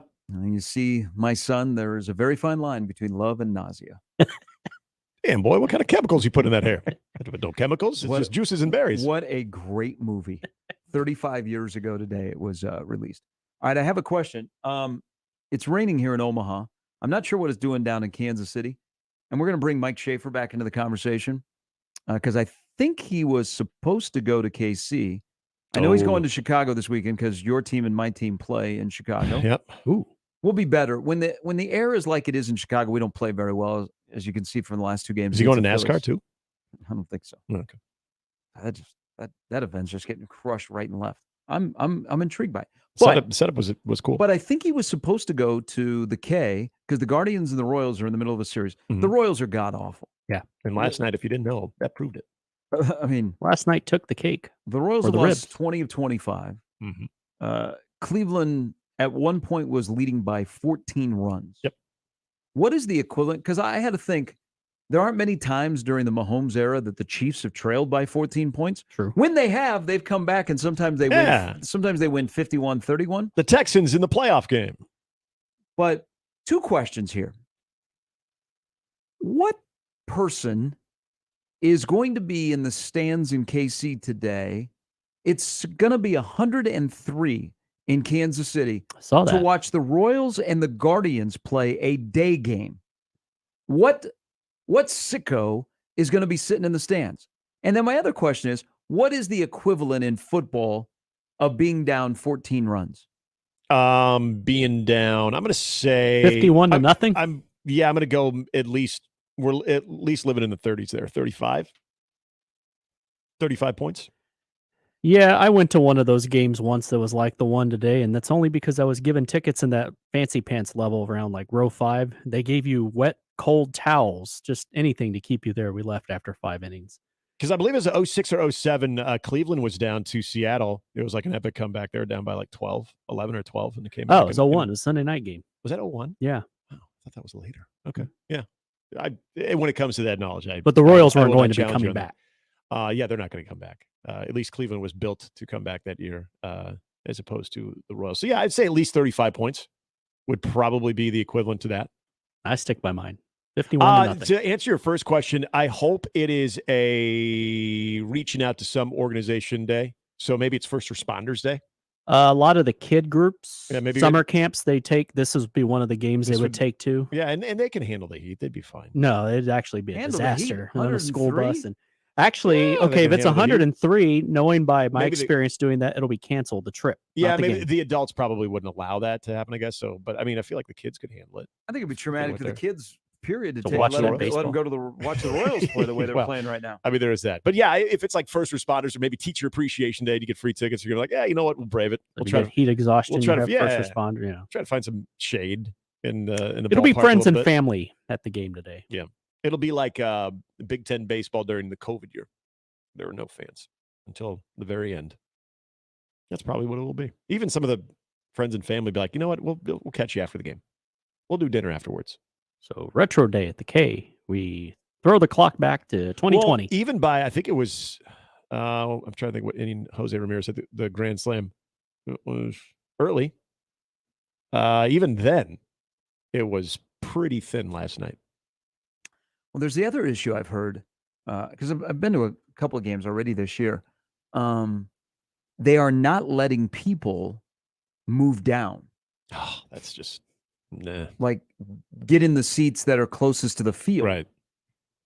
And this is what I've been told is like if you're a season ticket holder and you're not using your seats and your seats are probably in TV range where you're going to show up on TV a lot. So you can see your seats on the night you're not there, that ticket holders are seeing people sitting in their seats and they contact the Royals. And so that's what started. The ushers are being more aggressive and not letting people come down, to you slip a $5 to the usher as you walk by and he lets you sit there, or, you walk by and you act like you act like you belong. You're 22 and 58. Keep it fair. Keep it fair.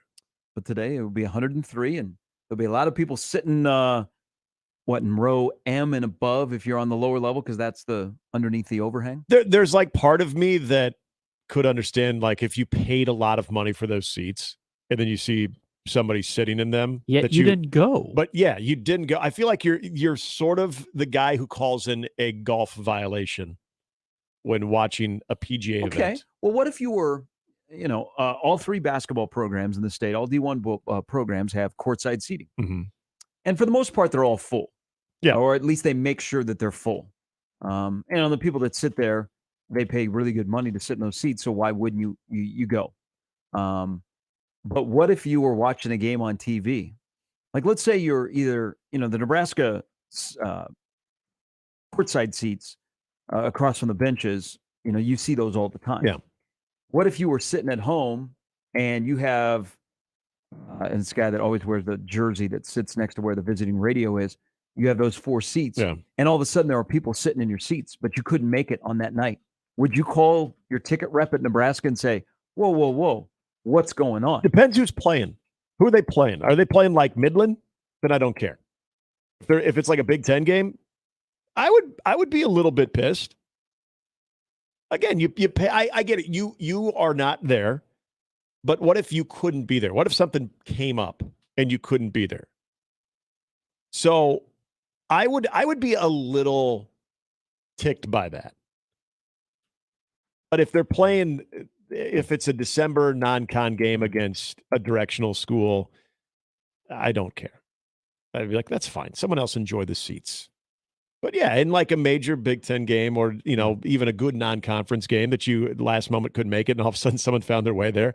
I don't know if I wouldn't go as far as maybe calling the athletic department, but I would be a little turned off by that. Make me picture the two guys in the queen seats and Naked Gun. Gary, I don't like confrontation, so I'd probably be just venting to my wife or yelling at the TV. But then when it came down to do it, because she would be like, well, then why don't you do something about it? Yeah, it takes a lot of work. I just don't can't really want to do be it. on the other end of the line of like the ticket rep of the Royals of Bob Johnson calling me up. He's like, hey, I couldn't make the game Monday night against the Guardians. I noticed somebody sitting in my seats. What's going on? And so that ticket rep who, probably lower down in the ticket office has to go to their boss and go, we got this guy. He's got, blank seats in the Crown Club. I'm just making this up. He's complaining about people sitting in his seats. Oh, we'll take care of it. And so all of a sudden the ushers are like, they don't let people move down. Becomes a point of emphasis. I think we want those empty seats. So it used to be. Have you been to places where they encourage people to move down? Yes. Yeah. Yeah, where they'll make, your Yep. PA guy, Yeah. where they'll make the announcement, hey, if you'd like to, we would like you to move down to the lower bowl. Fill in the empty seat. Yep. I did it the first Super Bowl. I believe there was, when I was doing some of the Omaha men's games, there was one game where the weather was kind of crappy. And so we had some fans that were spread out a little bit. And there were some that, they closed down the end zone areas, but, behind the press row, you've got that upper area still open. So I think, I was told, hey, you can go ahead and encourage people to come down to the lower bowl. And it usually is like it's situations like that where the weather's bad and you don't make a habit of doing it. But if there's kind of extenuating circumstances, then you go ahead and make that exception. And I think everyone's always appreciative of it. I'm sure the players and coaches are, because get a little bit more people on top of you as far as the environment is probably a little bit better. I could have swore Creighton did that once too. That people just to move down to the lower bowl. Yeah, told people to move down to the lower bowl because, again, it was like a weird weather night. And I mean, at Creighton games too, you got some people that have tickets that are way up the nosebleeds, and you're looking at like just dozens of rows in front of you and then down in the lower bowl that are completely empty. So it makes sense. But yeah, I feel like they've done that. It's almost kind of reading the room, reading the situation outside. If there was, again, mainly a weather event or maybe a low-level opponent where you just encourage people, you know what? And the Royals have been doing that for years. Let's all get tight over here. In college, we would move down because, they were as they are now, and they would make a big fuss about moving down, and we would try to remind them, nobody's coming, right? It's 40 degrees. And here's what I would grapple with the Royals. If you're, as you mentioned, you're the low-level ticket person, but then you go to your supervisor and you tell them that, you have to really appreciate your season ticket holder, especially ones that would have, like, marquee seats because they're probably paying good money for that. So you want to do right by them. But isn't there part of you that want to be like, dude, we suck right now. And we ain't got a lot of people at these games to begin with. So like I can see sort of the back and forth of that. At the end of the day, you're going to try to take care of the paying customer. I understand that part of it, but I'm sure in the back of your mind, you're like, really, buddy? Come on. There was nobody at this game. Stan says, what is the limitation? And I'm guessing here on Stan's email that he is somebody who has history of moving down. What is the limitation on how long you wait with seats that are open that are held by season ticket holders before those are fair game? That's a good question. I would say once you get through the fifth. I'd say fourth. Well, let's talk football. First quarter. Oh, yeah. If somebody's not in those seats in the first quarter, are they fair game? If you're not in the stadium by the first quarter, like, are those fair game seats? Like by the under 4 minute timeout in basketball, are those seats fair game if they are not occupied? Yes, because they're probably not going to be. Yes, for basketball. Football, I'd be tempted to wait right. till halftime. Yeah, I hate saying. That's why I'm exactly with you. I think sometimes there could be some real major traffic issues. Maybe there's an accident or something that does not allow you to get there by the first quarter. Bar. Or that. But I mean, if you're at the bar, then that's on you. That I don't have as much sympathy. That's on you. You made that decision. But if it's beyond your control, again, there's an accident or something, you can't get in town and you can't find parking in time. I understand. So like I would go halftime there, but 4 minute mark, last media timeout in the first half of men's college basketball game. Yep. I think if there's nobody there by then, because you're right there next to halftime, fair game. So if you're headed to Kansas City today and you're a sicko, have fun. Yeah. They even have a giveaway, like a bobblehead. That's what I'm wondering. Bobblehead Is there some type of, let's see.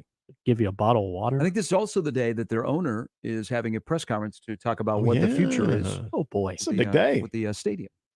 If you get your $5 Hy-Vee view level seats, you must stay there. Yeah. All right.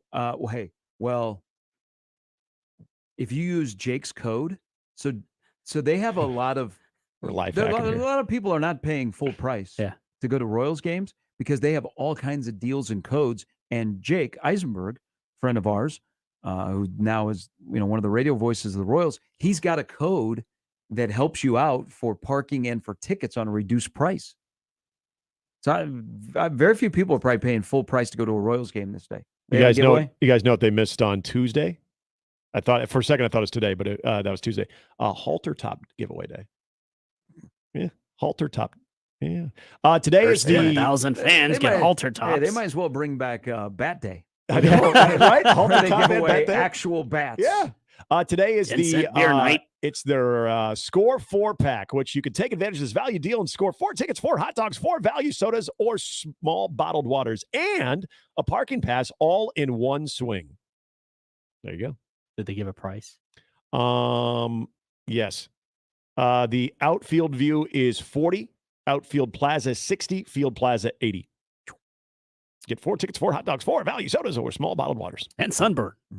Take care of your parking seats, food, and drinks with ease for the Score 4-pack. Tough run for the Royals. Tough run for Grimace. He has been banned from the Empire State Building. More on that coming up next. Whoa. It's mornings on Sharp and Handley on 1620 The Zone. Hey, you know what's going to be great for your summer is going to be your summer travel if you check out the SUV lineup at Woodhouse Mazda, and including the 2023 Mazda CX-5. It's what I drive. I love it. There's a reason I continue to stay with the Mazda CX-5 because it's perfect for my family. Comfort with those Napa leather seats, but also you've got plenty of space for all of your luggage, your cargo, and the most precious cargo, the kid as well, or the dog. And you're going to get from point A to point B as safe as possible with the always modern safety features and also the always modern infotainment system, which is something that I love. Keeps you sane during those long travels to wherever you might go this summer. Right now, you can lease a 2023 Mazda CX-5 for $375 per month for 36 months, 10,000 miles per year with approved credit, tax, style license, extra $2,500 down, plus first payment and $299 doc fee due at signing. Stock number MM2302287. Offer expires 6/30/2023. See dealer for full details. Stop into Woodhouse Mazda, 2 locations, Bellevue at Woodhouse Mazda, and then in West Omaha, 144th and Giles, Woodhouse Place Mazda, where you can also shop their inventory. You can go through the sales process to your convenience too, in the comfort of your own home by just going to woodhousemazda.com or woodhouseplacemazda.com, where you can also even get your deal started online. Now that is convenience. Woodhouse Mazda, a drive worth experiencing. Mornings with Sharp and Handley on 1620 The Zone and 1620thezone.com. Omaha's most listened to all sports radio station. Again and again and again. 1620 The Zone. Let It Fly Sports Bar is your elevated sports bar experience. Located in the Capital District in downtown Omaha, experience Let It Fly's unique brand of hospitality with 2 floors, 2 bars, 2 expansive outdoor patios, and an in-house podcast studio with live broadcasts of the Let It Fly show, hosted by me, Michael Severe, and Josh Jones. Host your next watch party, private event, or date night right here at Let It Fly Sports Bar. Now open. Hey folks, is your concrete in need of repair? Kent Pavelka here to talk about your local concrete experts and a best of Omaha winner, Everlevel Concrete Repair. They can completely restore and repair your concrete at a fraction of the price compared to replacement and offer long-term transferable warranties. I'm so glad I chose Everlevel for my driveway. There's a reason they're a best of Omaha winner. Give them a call for your free inspection. That's Everlevel, Everlevel, Everlevel. Try saying that 3 times fast. It is Independence Day coming up. You can almost smell the brats, the burgers, and the hot dogs. Oh, I love this time of the year, and I know you do too. And guess what? So do they at Cracklin' Kirk's Fireworks. Craig is here with us. Where are you located this year? So we are in Waterloo at 301 South Front Street and in Springfield at 102 Main Street. Big mega tents at both of those locations in the Omaha area. And you've got people here that really know their stuff about fireworks. You know, our staff comes back year after year after year, and they know their stuff. So if you want some help setting up your backyard show, we're the place to go. Tell me what you got on sale. We really can't go through them all, but we have a 6-pack of 200-gram cakes for $6.99 each. We have a roll of 16,000 firecrackers for under $60. It's all here. Celebrating more than 30 years of helping folks create lifelong memories for the 4th of July. Tell us the website. GetKirks.com. It's all right there on the website. GetKirks.com. Get in the zone, AutoZone. Washed and waxed? Check. Gassed up? Got it. What about that check engine light? That, You know you got to treat your car right. I know. Then you should know about the free AutoZone Fix Finder service. Head on over to AutoZone, get your engine light checked, and get a report for free. Don't even take a minute. Free AutoZone Fix Finder service. Your car will thank you, and then you can thank me. Get in the zone, AutoZone. Restrictions apply. 1620 The Zone at 1620thezone.com. Now back to mornings with Sharp and Handley on 1620 The Zone.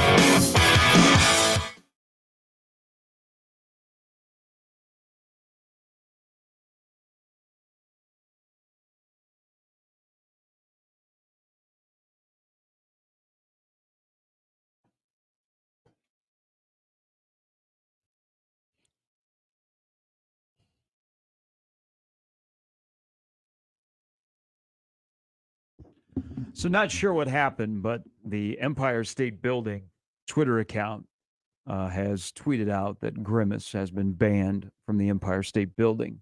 The Grimace Shake has taken over.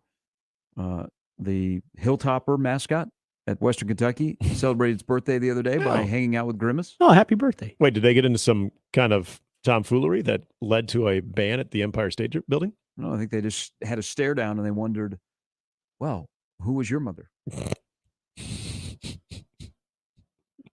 But you've seen, or was the wheat shocker and all so have you seen the Referee. latest trend with the Grimace Shake? Is there are people that will pour it all over their body and then they will lay down on the pavement. Oh, they would. My God. For $21 to do that?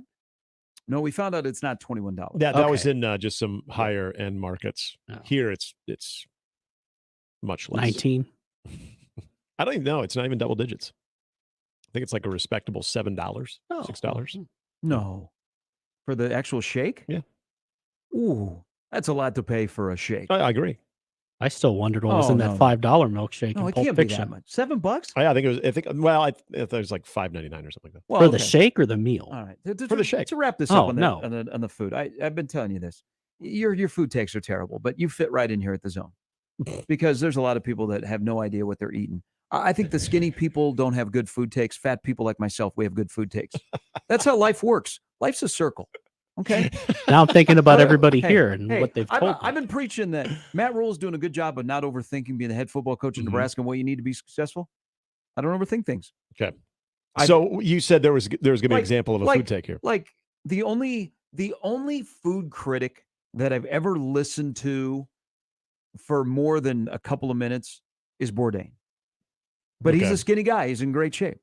Okay. Like if you give me Louis Anderson, fat Louis Anderson being a food critic, I'm like, you would know. Yeah. Yeah. Oh, okay. yeah. Yeah. Always listening to a fat person. Like Cade Beloso of LSU or Riley Cooper.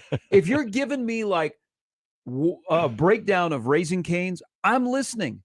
I don't need some 125-pound, I can see your ribs person going, well, when I like to go eat. No, you don't. Okay. Mix in a buffet once in a while. Not the kind of ribs So- I want to see. So this is what I'm going to tell you. Okay. This is a crystal ball. All right. People have crystal balls for Carter Nelson. People have crystal balls for Carlin Jones, which would be a huge pickup for Nebraska on the defensive line, but that's coming up in the next hour. Not as many crystal balls for Caleb Pyfrom or Caden Massey, but Grant Bricks from Logan Magnolia, 4-star offensive lineman from basically Omaha. There's crystal balls. Here's my crystal ball. And I'll fight people. I'll go out in the rain. I'll fight you if you want to disagree with this. So in small towns across America, and even right here in Omaha, we have local family ice cream shops. Yes. Dairy Chef and Elkhorn. Super popular. They could work on the sitting, like when, you get your ice cream or your meal, you can't go inside, you sit outside. Yeah. They could upgrade that a little lot bit. of picnic tables. But the place is super busy. Yep. Okay, there's always a line. And it's like it's unique to Elkhorn. But people come from all over. It's good. I will guarantee you this is true 99% of the time. And go and try it and then get back to me. That if you find a local family-owned ice cream shop, more than likely the best cheeseburger that you've ever had will be out of that same place. I will hang up and listen, debate amongst yourselves. Do they sell cheeseburgers at this place in Elkhorn? Because it's on our list of places to try. It's close by. That's a good question. I'm I in. don't know if they do. Well, I'm in, period. But the only time we've been there, it was actually brought to us. We had like an ice cream sandwich with actual cookies it was so good. I'll do some research Interesting. during the Yeah, break. I'm gonna actually have to experience this myself because when I've gone to like mom and pop local ice cream places and when I lived out in Columbus, some of our travels would take us into small towns and we would see some of these places. I was there for a reason and one reason only, and that was to get ice cream. So I did not get a cheeseburger. So I can't say you're wrong. Damn, I want a burger. No, I'm now. absolutely right. There is no. This is not like a conversation. You will not get an This is a argument. challenge. This is go and do this on your own. And just think about Okay. this as well about the cheeseburger. Is where are some of the best cheeseburgers? And like dives. Or Jimmy Allen has confirmed they do, and they are absolutely amazing. Bam, Jimmy, I'll see you tomorrow at 6. Nick, you're out. Look at one of the best cheeseburgers ever in Lincoln was in a bowling alley, Parkway Lanes. I believe it. Okay. So, like, Yeah, very unassuming places. Think about where you find the best cheeseburgers. Yep. They're either going to be at the family-owned ice cream shop in your town or like a unique spot like a bowling alley. Where you go, I don't "God, doubt I that. did not expect to have a cheeseburger this good. I don't doubt That's that. true. And a lot of those food shows, they'll say stuff like that. I mean, hell, Oklahoma Joe's started in a gas station, so you're never going to get any blowback from me. Yeah, I've never gone to one of those places and actually had a cheeseburger. Just had their ice cream. Like Zesto's. Everybody goes for ice cream. Now, to be honest, I've never eaten any Or of the cantaloupe. I've never eaten any of What? Huh? Did you say Melons. Oh, I thought there was just a weird addition to the menu, but now I know where you went with that. No? That guy ordered up on his own. He didn't need Zesto's help. That's true. He had his own ice cream. That like the Zesto's that was by Rosenblatt. Now, I've not eaten any of the food at the Zesto's downtown or the Zesto's. Hey, sneaky good Zesto's is out in Irvington. Oh, okay. On 30th. Okay. You got to, while you're standing there waiting for your food, you can see the bullet holes in the wall there. But other than that, the place is really good. They had a good one in Wahoo. But the one by Rosenblatt had great cheeseburgers. Again, family owned, very unique to Omaha.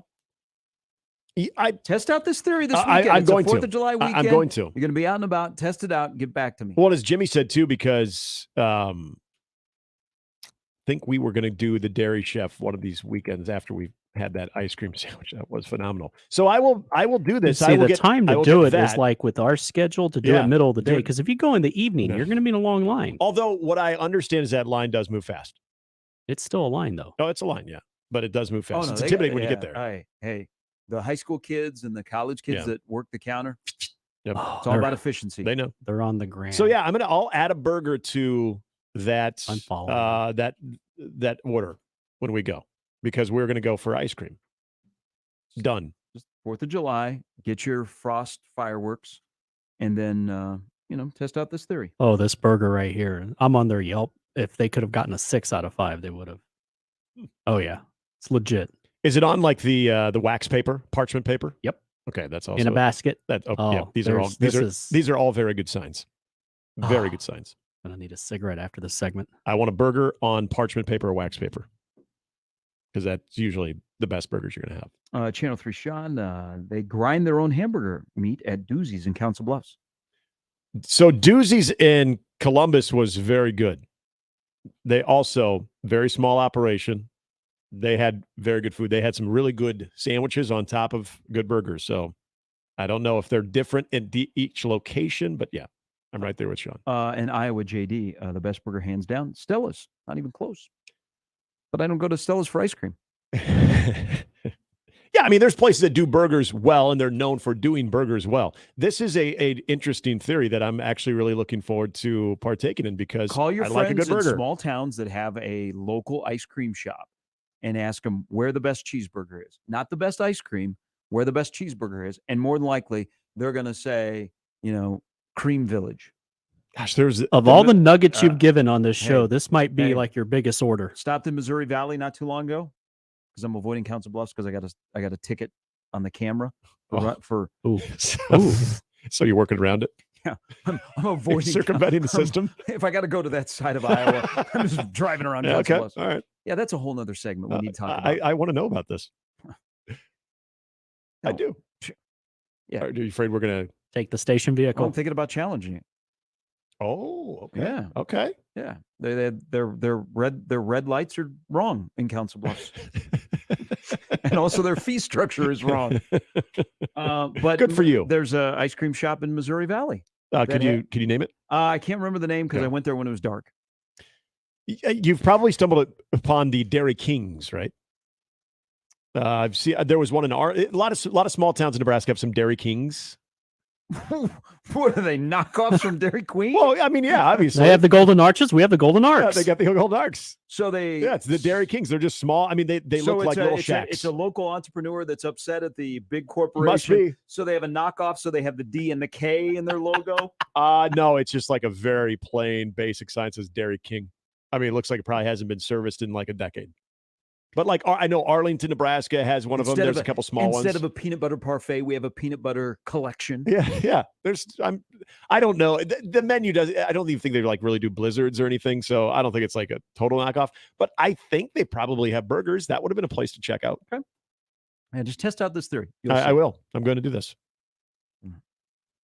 I really appreciate the validation too on. See, not other Jimmy, not our Jimmy. Well, our Jimmy, but not Jimmy Chavez. Oh, it is. Okay, so it's Dairy Twist. Dairy Twist, okay. Twin Bing Tornado. Yes. The Twin Bing Tornado. Yeah, I remember that was up on the little marquee. But it's just a little ice cream shack right by the side of the road, kind of as you're going out of Missouri Valley. And they had a legit burger.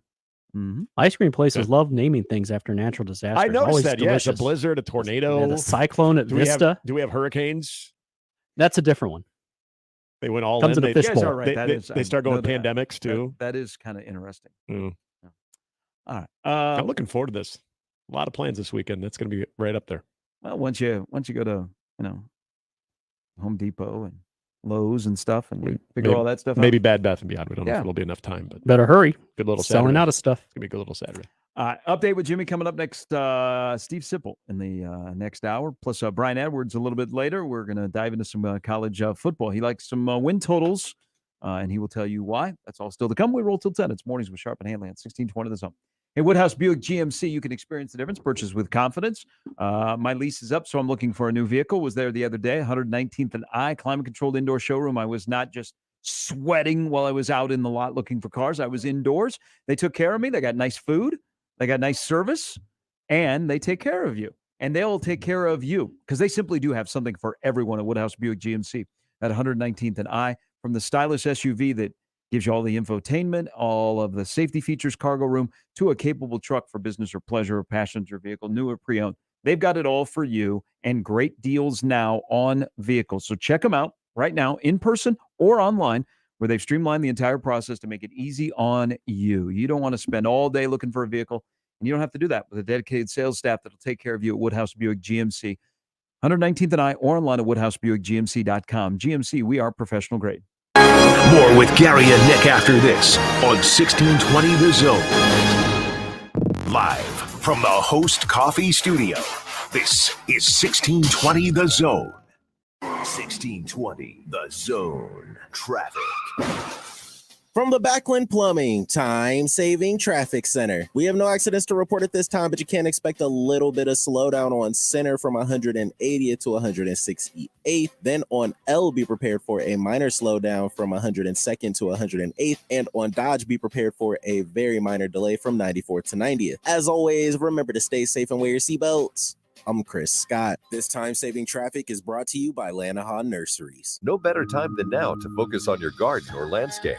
Come shop Lanahaw's Garden Center, filled with the area's best quality plants, flowers, and trees. Rooted in quality, unmatched value. Lanahaw Nurseries, 192nd and Center. Hi again, everybody. Kent Pavelka courtside, getting ready for hail season with the Rooferees at John Higgins Weather Guard. When hailstones fall, be sure to make the right call. Just one call to the experts at John Higgins Weather Guard to work directly with your insurance provider. With an A+ rating from the Better Business Bureau for the highest level of customer service. There are so many reasons, so many fans have used the winning team for their roof at John Higgins Weather Guard. Remember, when hailstorms fall, make the right call. The Rooferees at John Higgins Weather Guard. Hey everyone, Josh Peterson here for my friends at Miracle Hill Golf and Tennis. Their annual 4-person 4th of July scramble is coming up at 8:30 a.m. on Independence Day. How do you get signed up? Well, you go to their website, miraclehillgolf.com/store. You got to get signed up for this one fast because the spots will go by soon. And give them a call at 402-498-0220 to book your tee times today. They're located just north of Dodge on 120th Street, Miracle Hill Golf and Tennis. Shop Sid Dillon Chevrolet, Nebraska's #1 volume Chevy dealer. Visit any of our 4 locations for your new Chevy or pre-owned vehicle or at SidDillonChevy.com. Chevy, find new roads. You are what drives us, Sid Dillon. You can buy farm fresh food from more than 70 local farmers under one roof at Ellsworth Crossing in Waterloo. All Ellsworth Crossing products are ethically raised and keto friendly with many health benefits. Free-range chicken and eggs, pork, Wagyu beef, bison, and more. Fresh produce, milk, and dairy, including ice cream and cheese. On Saturday, we will have an event hosted by Bushwhackers DJ and Divine Entertainment. Free door prizes, Ellsworth Crossing, 26902 West Center Road in Waterloo, and ellsworthcrossing.com. Let it fly. Your elevated sports bar experience. KOZN Bellevue, Omaha, Council Bluffs. This is 1620, The Zone. Now back to mornings with Sharp and Handley on 1620, The Zone. Halftime brought to you by Hearth Cigars and Pipes Lounge, just off 680 and 48th Street next to Cubby's. It's Hearth Cigars and Pipes Lounge.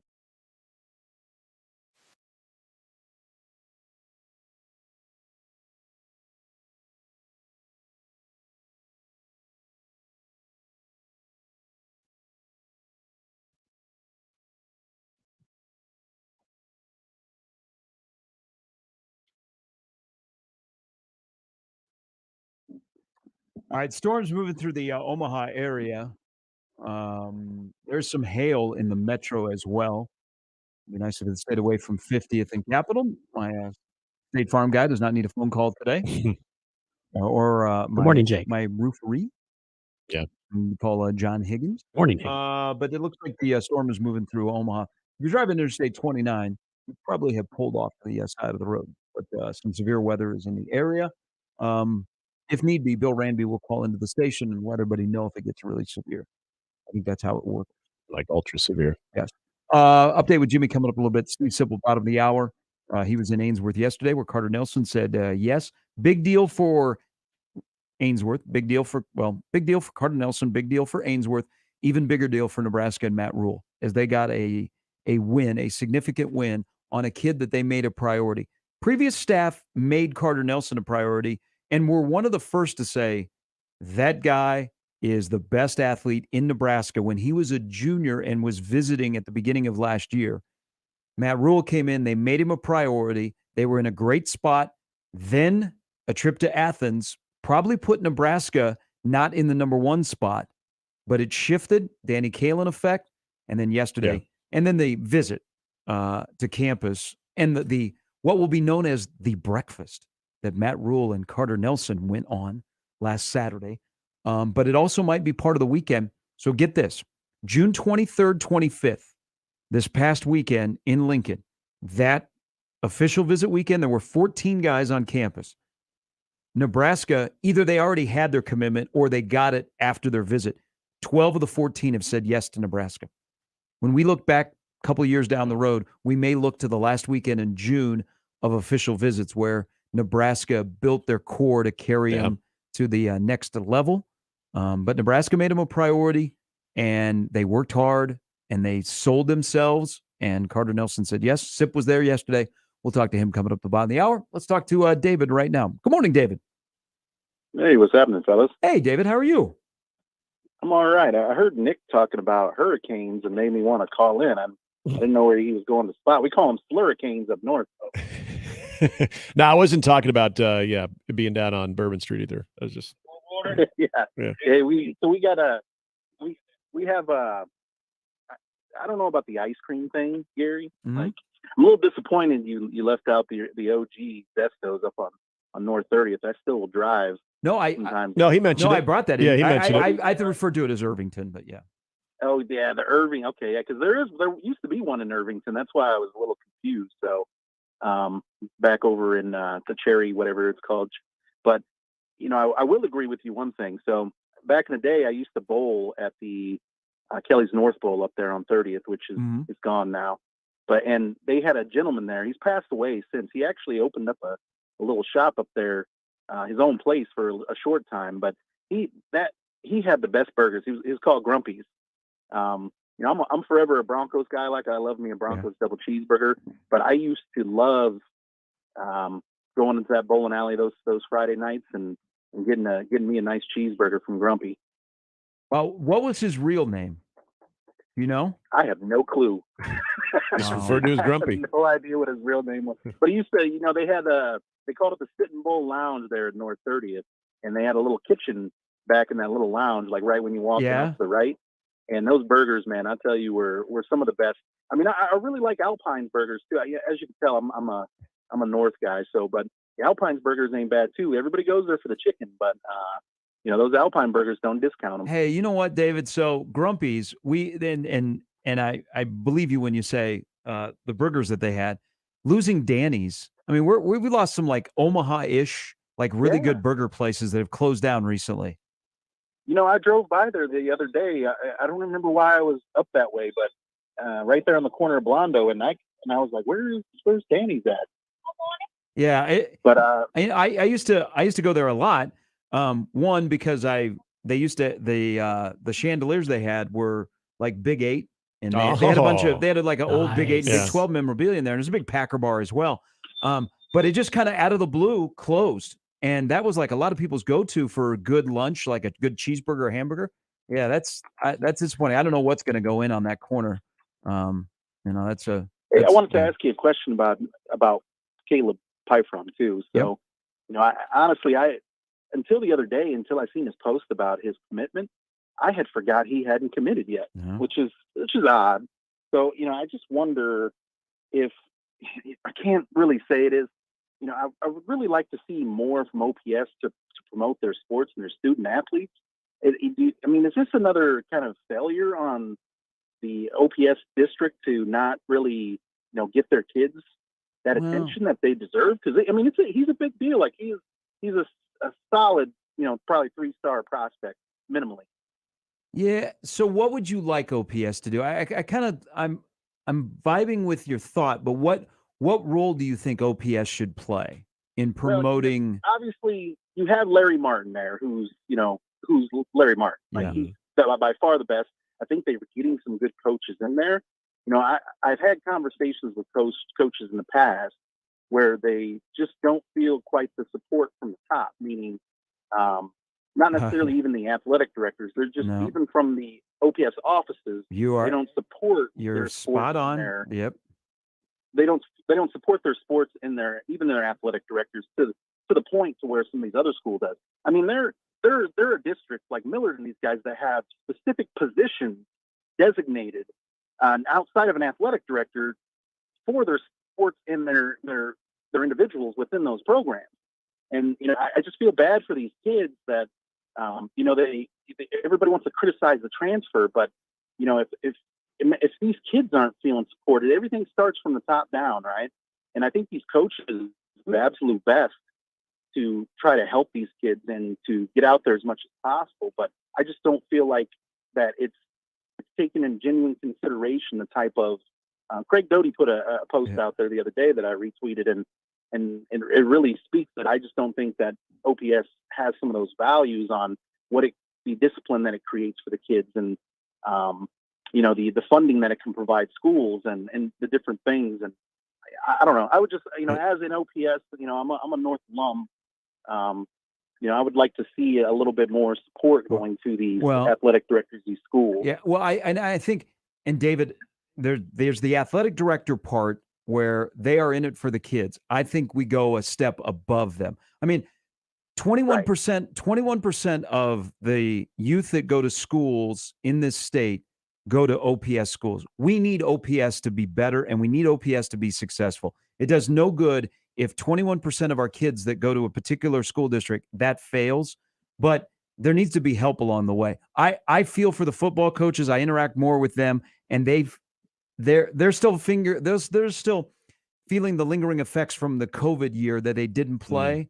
And the coaches that are coaching, regardless in OPS, man, they grind. It is not an easy job. But I think in Caleb's situation, he's kind of gone quiet in this whole recruiting part because he's been to Nebraska, Minnesota, and Illinois this month.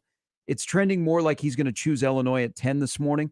So he's gotten attention. I just don't think he's a guy that's really out there. Say, hey, let's, it's me. So it makes it a little difficult if you say, hey, can you promote him? Because in that case, they'll promote him in the fall. I will tell you definitely. So we have on our Thursday and Friday night schedule, I think we have Omaha Central a couple times. We have the Omaha Central, Omaha North game on a Thursday night, I believe. He will get plenty of attention. And that'll be two OPS teams that have two really good head coaches, that have two programs with a lot of talent, and they'll get plenty of attention from us. Yeah, and I know Carter's a 4-star, but Carter's not that kind of guy either. Like, no, I'm so glad that Nebraska got him because I've spoken to him and his mom before, and they're just great people. They're outside of the athleticism. I mean, it's evident. The kid came in the track and field event on 2 weeks after a sprained ankle and almost won the high jump. Like the kid is an athlete, but he's not that type of person, and he was getting all that publicity, which is well deserved. I just I don't know. Some parts of me I constantly feel like there's some failings that are happening, and I would just like to see it improve because they're fantastic athletes, and a lot of those kids, speaking from somebody like myself, that you don't have the funds growing up to get it, to have a chance at, unless you excel at some of those sports or academics or whatever the case may be, to get a chance at a possible free education outside of the Nebraska programs and making less than salary. And I would just like to see a little more support going towards these individuals who could use some of that structure and some of that that you can get out of here. And this is the ticket how, and see some of those kids stay home rather than having to go to these other schools to get that success. Yeah, and it'll take the Tyson Terrys and the Donovan Jones and the Caleb Pyfrums to going to a Division I school, having success, so that trickles down. So hey, I can be like him, where yes, my school is paid for, but the exposure to OPS kids is better than it has been in the past, with colleges coming in and looking. They're driving into the city of Omaha, and they're not just going to Omaha North or Omaha Central. They're starting to go to other places. But that also is a direct result. Nebraska's doing the same thing. Nebraska didn't have to go to Benson, okay? They didn't have to go to Northwest. They didn't have to go to Omaha South. There's no players there currently that are going to benefit them, but there's a reason why they went to those schools. Well, so they're transferring out.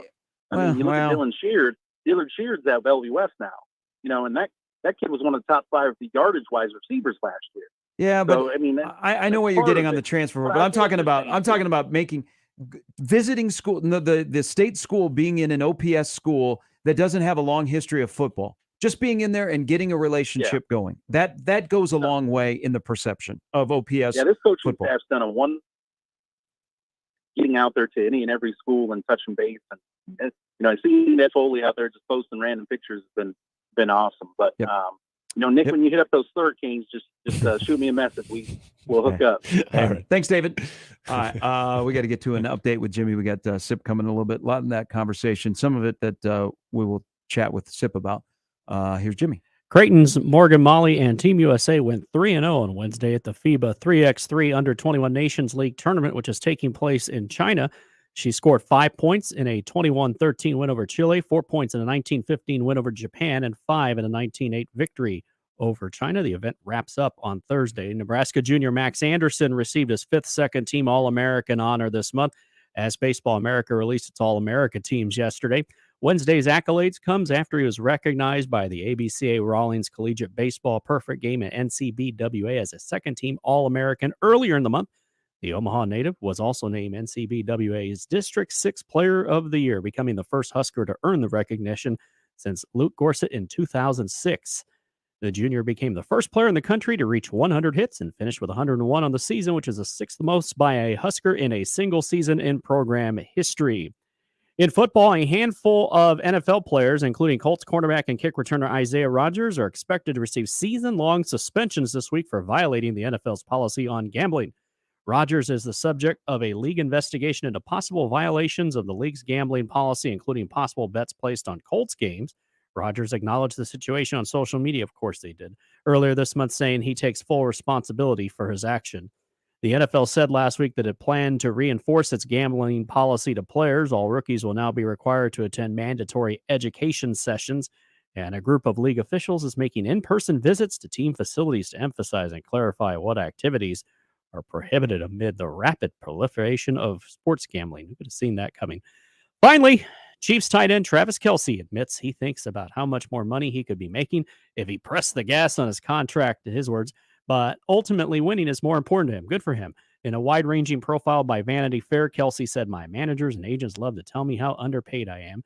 Last offseason, he watched teammate Tyreek Hill force his way out of Kansas City. You heard about him last hour with his contract demands. He was traded to Miami, then signed a 4-year, $120 million extension, including $72.2 million guaranteed. Travis said, when I saw Tyreek go and get $30 million a year in the back of my head, I was like, man, that's 2 to 3 times what I'm making right now." He told Vanity Fair, "I'm like, the free market looks fun until you go somewhere and you don't win. I love winning. I love the situation I'm in."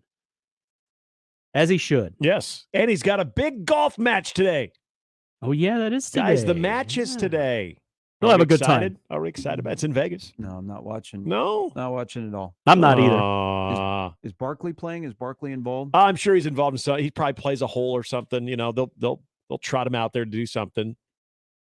So the Wynn Golf Club is on my list to play. Yeah, looks but cool. I don't think I'm watching. There's nothing about it that, I mean, if you give me a pro, like when they do the pro and the, the golf pro and then the football player, like it's kind of cool to see. But now we got 2 football players going back. It's now you have Mahomes and Curry are good golfers. Yeah, Curry's. I mean, really Curry good. is really, really good. He was on the Corn Ferry event, a couple events. He got exemptions in. But I don't think I'm going to watch much of it. I just don't think. Yeah, so. it's not high on the radar, but it's there if you want it. If you like that sort of thing, it's there today. Scott said Danny's closed because the owner passed away. There's a breakfast lunch place in there now that's not great. So this, to your point about I wonder if Scott knows what they did with all the decor. They had a lot. I mean, it was a big, huge Packer bar. You can get a Big 8 chandelier. Well, yeah, they had a lot of that. like they had some helmets. Yeah, some like old Big 8, Big 12 helmets. That'd be sweet. Yeah, that's what the studio needs. There's something to be said about the food you get out of a bowling alley too. Because when I lived in Columbus, we watched all of our Sunday games at the bowling alley. Shafe and our little crew, and they had a little sort of offshoot pizza place in this bowling alley. It wasn't actually part of the bowling alley, by the way, it was Sahara, but it was a really good pizza place. And I don't know what they put in. I don't know what they put in it, but it was one of the things that we'd eat when we're there. And then when we were leaving, and we'd spend like all day there. We would take more home with us because it's called Sax's Pizza. It no longer exists. I found out that they did away with it, but that was a big loss. And again, came out of a bowling alley. So a lot of good things, a lot of good food comes out of a bowling alley. Test my theory. Get back to me. I'm going to. I can't wait this weekend. All right. Stephen M. Simple. He will join us next on Mornings with Sharp and Handley on 1620 The Zone.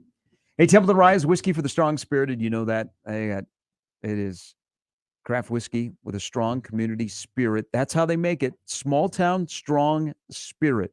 It is available on a 4-year, 6-year, or 10-year reserve. And you know what?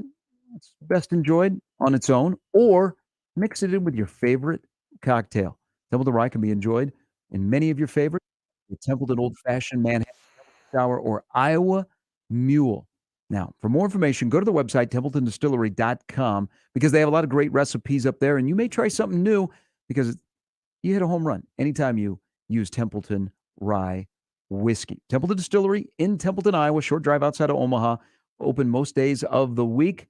Visit it today. Learn the history of the local legacy and what goes into the distillery exclusive releases. Templeton Rye, whiskey for the strong spirit. It is available right now near you. Best enjoyed on its own or in your favorite cocktail. Please drink responsibly. Templeton Rye Spirits, Templeton, Iowa, Rye Whiskey. Gary Sharp, Nick Handley, and Jimmy Chavez. Mornings with Sharp and Handley. Weekdays 6 to 10. On 1620 The Zone and 1620thezone.com. Mornings on 1620 The Zone is brought to you by MD West One Orthopedics, Neurosurgery, and Spine. Previously on the crossover. I pack a cooler for any possible excuse that I have. Really? I've packed a cooler at my house before to sit and watch March Madness. Is this true? Yes. I like getting a big old bag of ice and then, breaking up the ice. This is a wild take. It is. No, it's not. You buy big bags of ice just to sit in your living room and watch March Madness? I have done that. I don't do it. Mornings with Sharp and Handley. The Connor Happer Show. Unsportsmanlike conduct. 6A to 6P. 1620. The Zone. Your Omaha area forecast from the Godfather's Pizza Weather Center and KETV News Watch 7 on 1620 The Zone. Warm and humid with storms this morning through 10 a.m. capable of producing strong winds and isolated flooding. Expecting storms to move out by 10, staying partly to mostly cloudy throughout the day with a high in Omaha of 92, feeling like the mid-90s. Tonight, increasing clouds with a 60% chance of storms overnight, a low of 71. I'm meteorologist Caitlin Harvey. The Zone Hotline, powered by The Source, by your mom's house. 1620 The Zone. Traffic. From the Backlund Plumbing Time-Saving Traffic Center, we have a couple of accidents to report, starting with one near 144th along Highway 370, then further along Highway 370 at 156th Street. So please be cautious if you're in those areas. Then we're also getting reports of an obstruction in the right lane near 120th Street at Center. So please be cautious if you're in that area as well. As always, remember to stay safe and wear your seatbelts. I'm Chris Scott. This time, Saving Traffic was brought to you by Les Hills Harley Davidson. Riding season is here, and it's time to trade in and trade up. Or, if you ain't riding it, Les Hills Harley Davidson is buying it. Sell your Harley Davidson today. Les Hills Harley Davidson. Rise up and ride on. How powerful is Cox Fiber? So powerful that one day, your daughter will be able to simulate a soccer match against some of the world's best players right from your backyard. Introducing Cox Fiber. With fiber-fast speeds, it's internet built for tomorrow, today. Limited availability in select areas. Speeds vary and are not guaranteed. Cox terms and other restrictions apply. Hi, I'm a baseball umpire. My job can get pretty stressful. I have to keep my eyes open at all times, and if I don't make the right call, people boo me. So to relax, I visit a Nebraska lottery retailer like this one and buy some scratch tickets. It always calms me down.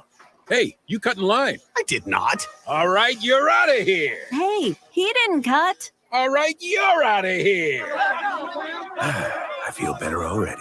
The Nebraska Lottery. Top prize odds vary by game. Hello, Talking Deer here. I want to take this time to thank the Nebraska Lottery. Since 1993, Nebraska Lottery proceeds, over $900 million, have gone to its beneficiaries, including the environment. And since I'm out here in the field every day, I see it firsthand, or first hoof, I guess. Who are you talking to, dear? Oh, I was just thanking the Nebraska Lottery and all the people who play for supporting the Nebraska environment. That's nice, dear. The Nebraska Lottery. 30 years of building a better Nebraska. We're going abroad for the first time in years. To Spain. But we don't speak Spanish. So we started using Babbel. And started learning Spanish fast. With Babbel, you can start having conversations in another language in just 3 weeks. Babbel's conversational method teaches you real-life words and phrases. And with Babbel's interactive bite-sized lessons, you'll remember what you learned. ¿Cómo te llamas? ¿Cómo te llamas? ¿De dónde eres? ¿De dónde eres? When you learn a language, you want to actually use it. Babbel is designed with that goal in mind. In just 3 weeks, we're starting to have conversations in Spanish. Estoy muy emocionado para ir a España contigo. Aw, he just said, I'm very excited to go to Spain with you. Vamos a tener mucha diversión. And that means we're going to have so much fun. Sí. Gracias, Babbel. Babbel, language for life. Celebrating 10 million subscriptions sold. Now try Babbel for free at Babbel.com. Just go to Babbel.com and start learning a new language today. That's Babbel.com. Babbel.com. Equitable Bank. We take banking personally. EquitableOnline.com. And we're back. Mornings with Sharp and Handley. Here's Gary, Nick, and Jimmy on 1620 The Zone. All right, Stephen M. Sipple from On 3 and 93.7 The Ticket was in Ainsworth yesterday. A throng of people awaiting a shirt reveal from Carter Nelson. He was wearing a The more familiar-looking red than the Georgia Red chooses Nebraska. Steve Sipple chooses to talk to us right now. Good morning. Yeah. Good morning. How are you? Good. Good. What are you doing? I'm at the computer hardware shop. I'm amazed that we're talking right now. The screen of my phone is doing amazing things, but I can still talk. Okay. I can still kind of make out enough where I can take a call. Did we drop the phone in water Dropped on paper? Dropped Okay. dropped it on its corner, which I think is a place you don't want to drop, like a corner spot. Yeah. There's actually a yellow mark, which was I was in a parking lot. Dropped it right on the line. And I've dropped this phone a lot, and I think this might be it.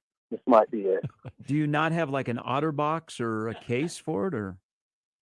Yeah, it's in a case. Okay. But It hit on the sweet Got in spot. the right spot, huh? Yeah, I'll tell you what. Since we've been talking, it's kind of interesting. The movement has subsided on the screen, so I might be I'm hoping I'm out of the woods. It's still pretty bad. Well, you said it's doing Wait a minute. the screen's doing some amazing things. Could you elaborate? Like, can you define amazing things that it's doing? A lot of movement.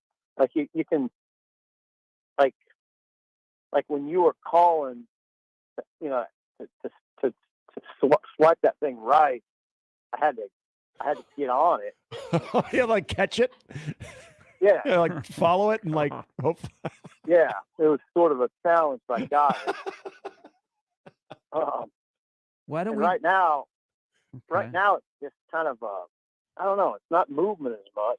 I could almost make it work, but if you saw it, you'd be like, "There's something terribly wrong with your phone." So why did we go to a computer shop? Why don't you just go to your phone where you got your phone from?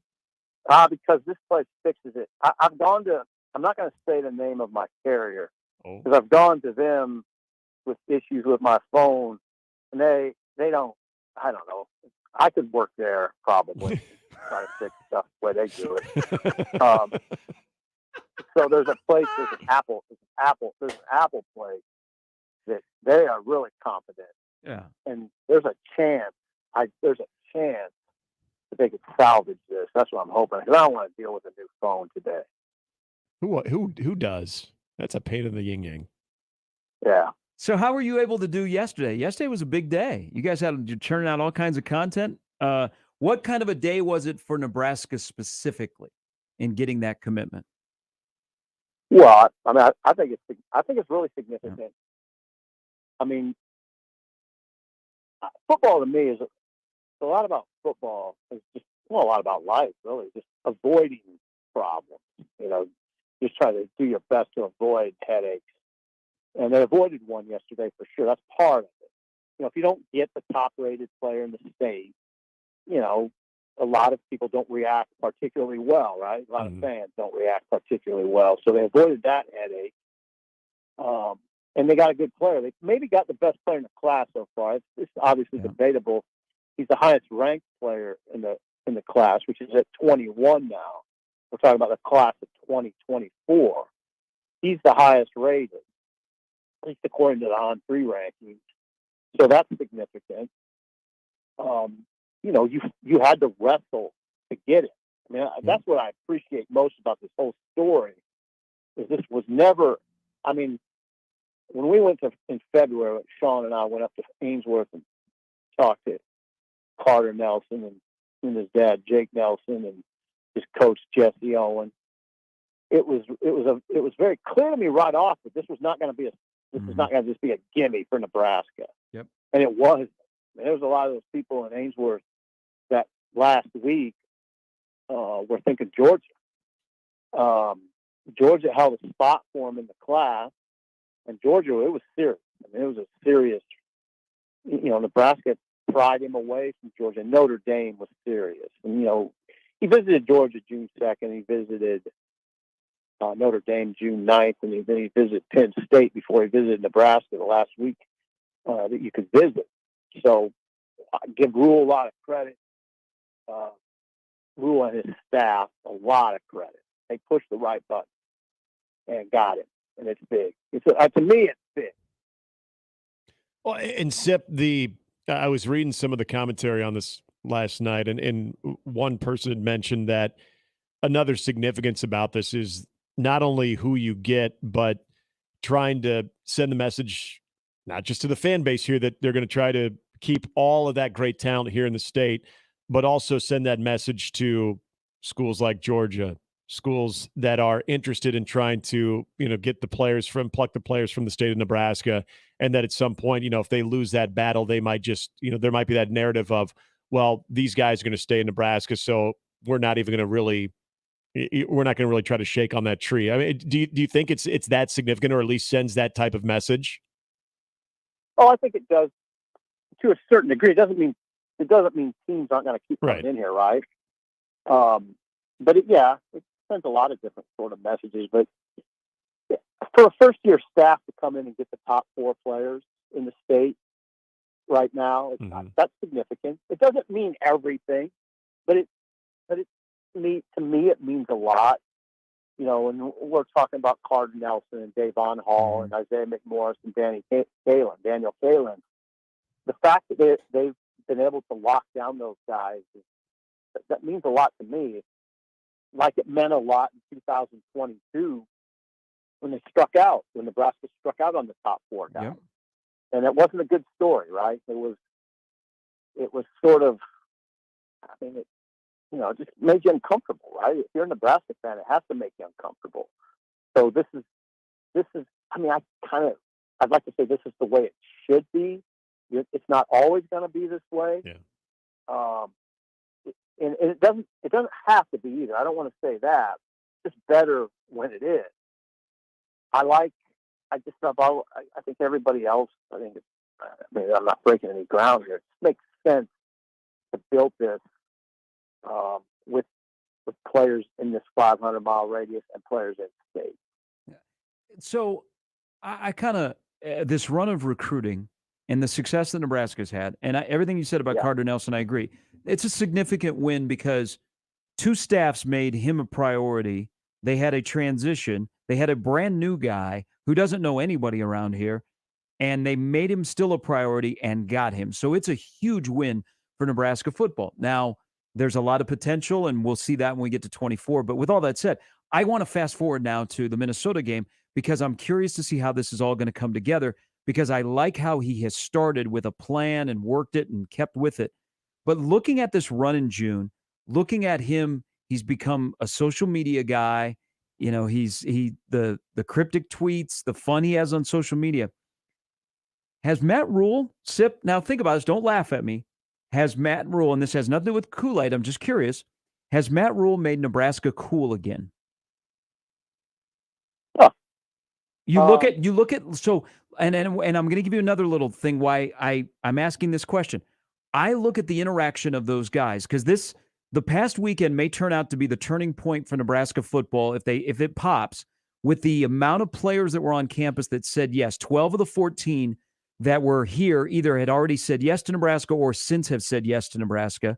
But you look at like all the interaction and all the videos, and especially the Danny Kalen effect. That's what got me thinking is, man, this program has turned from being a slog to, man, it's like, is Nebraska football potentially going to be like cool to be part of, to follow, to cover? I think there's that potential. And then you said, and I'm glad you added potential at the end, because you know where I'm going. Yeah. I don't think you can have a cool program if you don't win. What kind of program is it if the off season looks really good and you don't go in the autumn and win meaningful games, but I do think there's that potential, and Rule definitely leads the way. It's not, he doesn't have a high profile assistant doing it. It's more high profile assistants. He's getting a lot of help. Mind you, a lot of it, by the way. Mm-hmm. But yeah, it's Rule. It's definitely Rule's show, and if someone's going to make it cool, it's Rule. But I guess what I've been struck by is how much staff is involved in recruiting. Not just the core assistant group either. That's not what I'm talking about. I'm talking about the assistant tight ends coach, whose name's escaping me right now, played a big part in this. I think he's the assistant tight ends coach. He assists Bob Wager. So there's that. Omar Hales. There's just so many guys involved in this, and it's good. I think it takes that. But yeah, it's rules imprints all over it. Cool. Yeah. Yes. I mean, I'm not. I'll tell you one thing. I'm 56, and my personality. I'm not really the arbiter of cool. But yeah, if they start winning, that'll look pretty good. Sip, and this is kind of where we go now as we get into July. We start looking at Big Ten Media Days and what the upcoming season can look like. And again, kind of off of what Gary said there too, with a lot of the momentum that we've seen and what this thing is actually going to look like with the current roster, we always talk about development and maybe the lack of consistent development with some previous coaching staffs that is going to be obviously paramount for this coaching staff. Realistically, with the current roster, what's kind of how are you feeling about the whole development part of this conversation with Matt Rule for year one, and when it's okay to maybe start seeing that take place where we can say, okay, yeah, you know what, this group is sort of playing up to the reputation of being a coaching staff that can develop guys, and you can see the difference. Like, is there a part of the season that should be showing up in your opinion? Maybe no, I don't. I mean, yes. This remains to be seen. I don't know how to judge that right now. Mm-hmm. And it might even be, okay, here's the way to answer this. It just depends on which guy you're talking about, which player. Yeah. I always take those conversations almost player to player. Depends who you're talking about. Depends where he was in his development when he arrived. And players are so much different in that regard that they can be. So I don't know. It just depends who you're talking about. I mean, if you just want to talk about Sims has to develop to be the quarterback Nebraska needs to win enough to get to a bowl game. He has to. What am I talking about? He has to improve his completion percentage. Mm-hmm. They asked him to do that in the spring. He was a 57% passer at Georgia Tech. That won't do it, really. I mean, I don't think you can. I don't think in the Big Ten you can win 7 or 8 games if that's the case. It's certainly not the case if his touchdown to interception ratio remains what it is, which is 30 to 23. Sims is the most 30 touchdowns, 23 picks. Sims is the easiest guy to pick out, the quarterback, but he has to develop. I mean, there's so much there in terms of talent, size, and he does have a strong arm, but he does have touch. There's a lot there, but there's going to have to be some development for that to turn out. You can go to a lot of different guys on the team. You can go to the offensive line. Let's see what that looks like. See what some of these guys that they're counting on in the short time. How have they developed under this staff? They've changed their body. Okay, that's one way you definitely.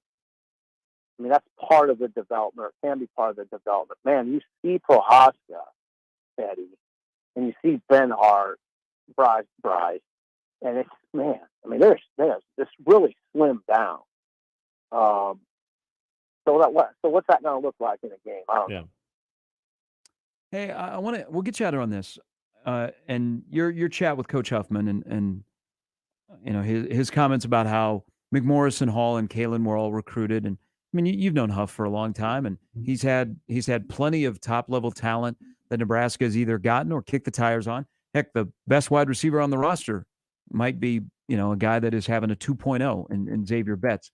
But how far does it go for Matt Rule in the state of Nebraska? Not just Bellevue West players, because there's going to be more coming. They could have another quarterback candidate in a couple of years that is Power 5 worthy. How far and how important is it for a Matt Rule staff to have an endorsement like Mike Huffman has given that staff? Oh, I think again, I think you can make it work without it, but it doesn't hurt, and it probably will help. I mean, they've lost some Bellevue West kids that are pretty good, right? Caden Helms, Riley Ducker. Is it Michael Riley Ducker? Yeah. Those guys tied in. that went elsewhere. You could use guys. I mean, come on now. I mean, you could use guys like that. So, and there's other guys, obviously. No, I think it helps a lot. They're going to be a contender, right, to win the Class A title. Huffman obviously has produced a lot of talent over the years, as you said, and he really likes what's going on there. He does. And he's been pretty vocal about not liking some of the things that went on with the previous staff. He didn't like it. I mean, Michael Huffman has been very transparent about the fact he didn't like the way Jalen Bradley was handled there. He didn't like it. He didn't like the way the previous staff handled Xavier Beck. I mean, I've written it. I'm not breaking any ground here. I've written it. So, yeah, and he likes what he sees from Rule, and he really liked what he saw from Rule, the way he handled Danny Kalen. Straight up. Rule straight up with them, which I appreciate the way Huffman laid it out, and that's what you want. Rule told them, our priority is Dylan Raiola. But if that doesn't work out, we're going, okay, first of all, it's very real in telling him that. Yeah. And then second of all, very real in saying, but if that doesn't work out, we're coming right to Daniel. And that's exactly what they did. And I just appreciate Rule going into Huffman's office, talking to him man to man, looking him in the eye and saying, yeah, our priority is Dylan Raiola. But if that doesn't work, we're going to Kalen. And they did. And it worked. And it's been big. Danny, that whole peer recruiting thing's real. And Daniel even told me that it feels kind of like a second job. Which the first thing I thought was you should be getting paid. I hope that NIL. Yeah. I mean, because if they don't get guys, these people point at Daniel Kalen and say, "Why aren't you getting these guys? You better be getting paid." Hey, there's a lot about Carter Nelson considering Nebraska, and like more than just considering. Danny Kalen gets a huge bonus for him being able to quell any concerns of Carter Nelson and reel him in with the rest of that staff. Oh yeah, and I think I'm sort of legitimately excited about some of this field position talent not only in the class of 2024 but 2023. I mean, if you're a Nebraska fan, I would think you'd be,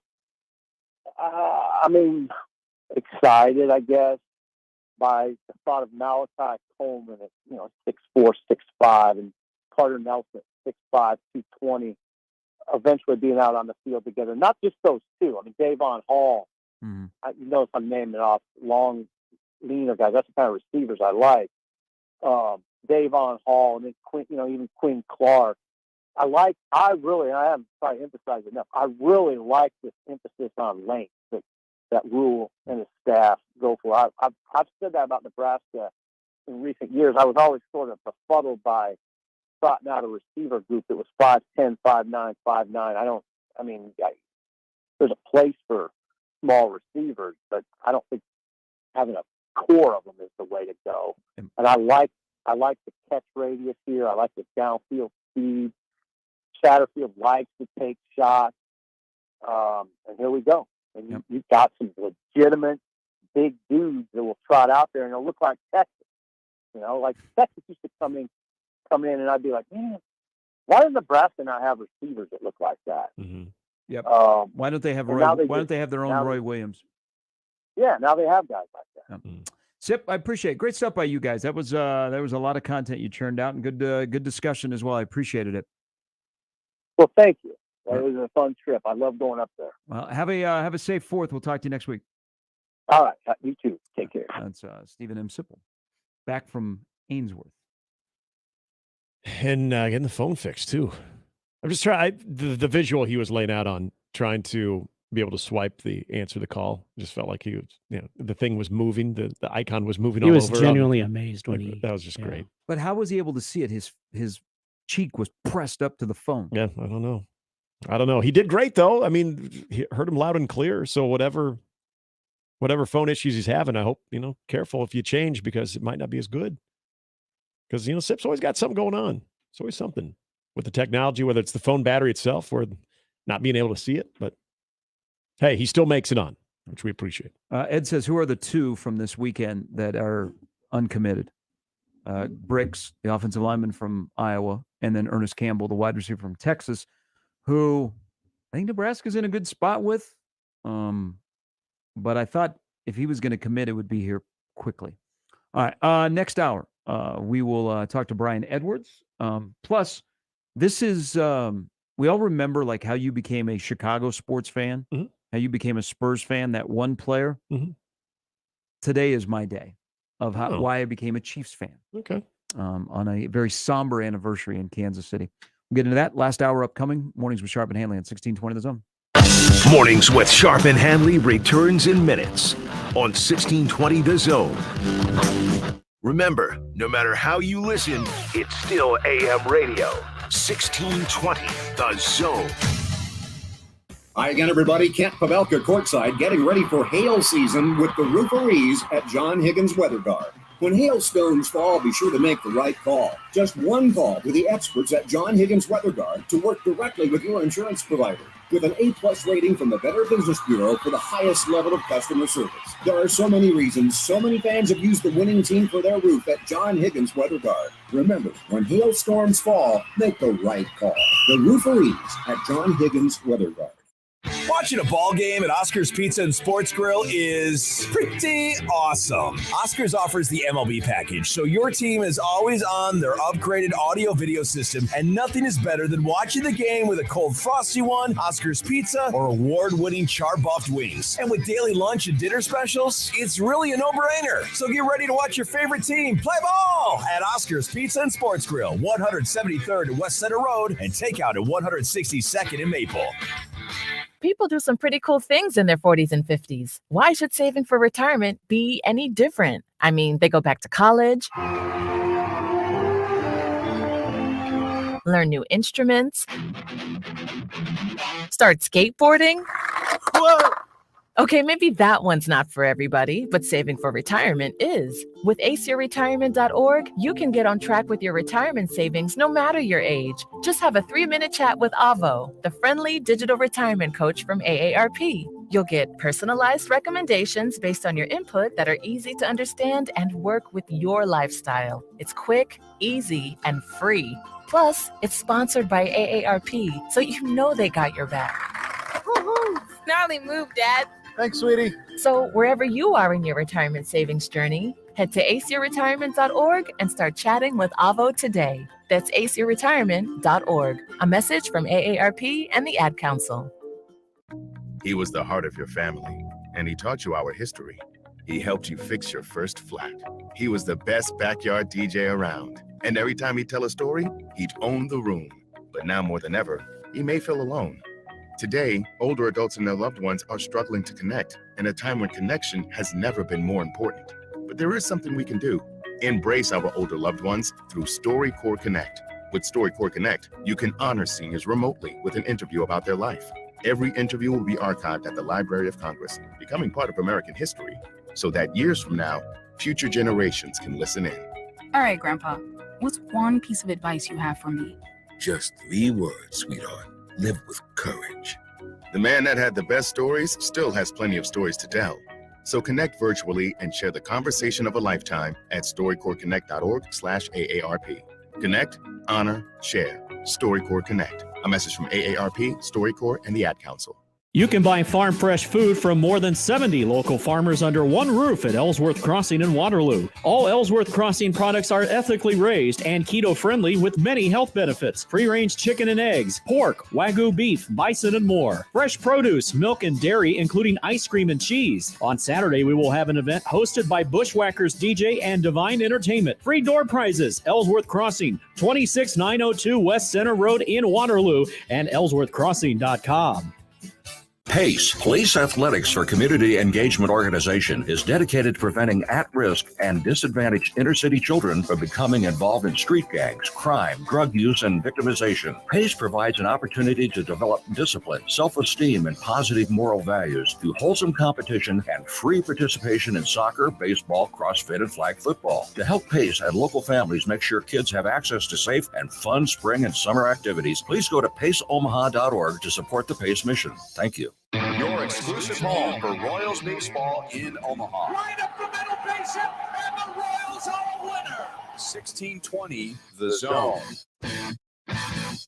And we're back. Mornings with Sharp and Handley. Here's Gary, Nick, and Jimmy on 1620 The Zone. All right, today is National Handshake Day.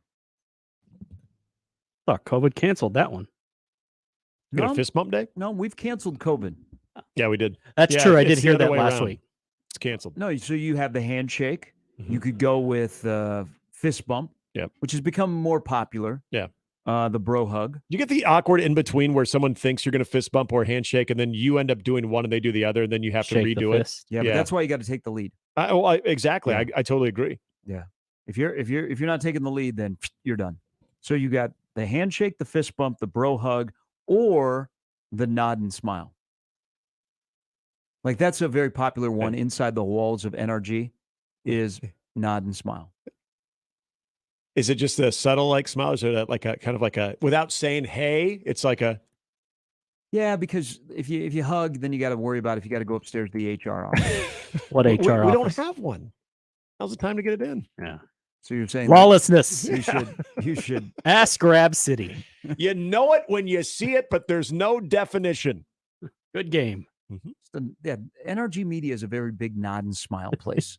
We don't do a lot of like bro hugging. Yeah. We don't do a lot of like fist bumping or handshakes. It's a lot of just a nod and smile. I mean, I really appreciate it when you're in the bathroom. Well, yeah. I prefer not to have any physical contact. That's some good peen. 40 years ago today, tragedy struck the Kansas City Chiefs. We'll talk about it coming up next. Mornings with Sharp and Handley on 1620 The Zone and 1620thezone.com. Live from the Host Coffee Studio, this is 1620 The Zone. 1620 The Zone. Traffic. From the Backlund Plumbing Time-Saving Traffic Center. We have a couple of accidents to report, starting with one near 144th along Highway 370, then further along Highway 370 at 156th Street. So please be cautious if you're in those areas. Then we're also getting reports of an obstruction in the right lane near 120th Street at Center. So please be cautious if you're in that area as well. As always, remember to stay safe and wear your seatbelts. I'm Chris Scott. This time-saving traffic is brought to you by Backlund Plumbing. Backlund Plumbing is the most referred plumber in town, and that's because of our professional plumbers. If you'd like to join the Backlund Plumbing team, go to backlundplumbing.com. Backlund Plumbing, the most referred plumber in town. Tito's Handmade Vodka is America's original craft vodka. Distilled on the same land where it all started in Austin, Texas, and as good as the day it was born. Tito's is made from corn and gluten-free, 40% alcohol by volume, mainly 80 proof, crafted to be savored responsibly. Did you know that radon is the #1 cause of lung cancer for non-smokers and that our region has some of the highest levels in the country? Radon Defense Midwest can test and fix your home. Visit radonradio.com for an exclusive offer for 1620 The Zone listeners. That's radonradio.com. Hi, everybody. Kent Pavelka here to talk about your local concrete experts at Everlevel Concrete Repair. Now, if you have cracked or uneven concrete, Everlevel can do it all with their complete repair solutions. They fix cracks, lift sunken slabs, and protect the surface, all at a fraction of the price compared to replacement. And better yet, they offer long-term transferable warranties. I'm so glad I chose Everlevel for my driveway. Give them a call for your free inspection. That's Everlevel, Everlevel, Everlevel. Try saying that 3 times fast. For adults with moderate to severe plaque psoriasis who are candidates for systemic or phototherapy, now there's Skyrizi, Risankizumab Riza, a prescription-only 150 milligram injection. With Skyrizi, 3 out of 4 people achieve 90% clear skin at 4 months, and Skyrizi is just 4 doses a year after 2 starter doses. Nothing and me go hand in hand. Nothing on my skin, that's my new plan. Nothing is every day. Don't use if allergic to Skyrizi. Serious allergic reactions and an increased risk of infections or a lower ability to fight them may occur. Before treatment, your doctor should check for infection and tuberculosis. Tell your doctor if you have an infection or symptoms, such as fever, sweats, chills, muscle aches, or cough, or if you plan to or recently received a vaccine. Nothing is every day. With Skyrizi, you could achieve 90% clearer skin. Ask your doctor about the #1 dermatologist prescribed biologic in psoriasis and visit skyrizi.com or call 1-866-SKYRIZI to learn more.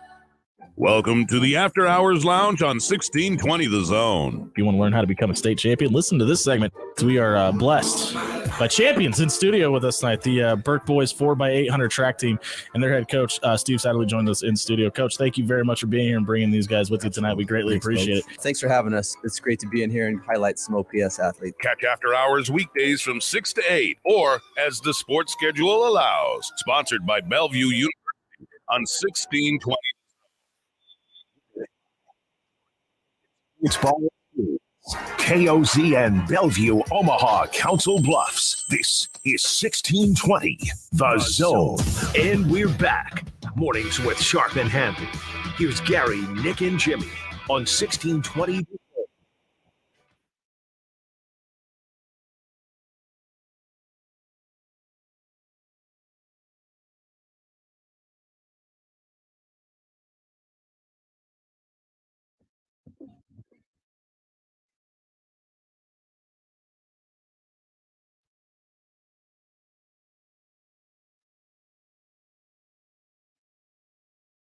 Fits and the Tantrums sound a lot better during the summer than they do during the winter. Right. Agreed. They're a good Yeah. like summer Stir Cove band. Yeah. This song reminds me of summer, even though it's A been a lot of stormy high morning. energy.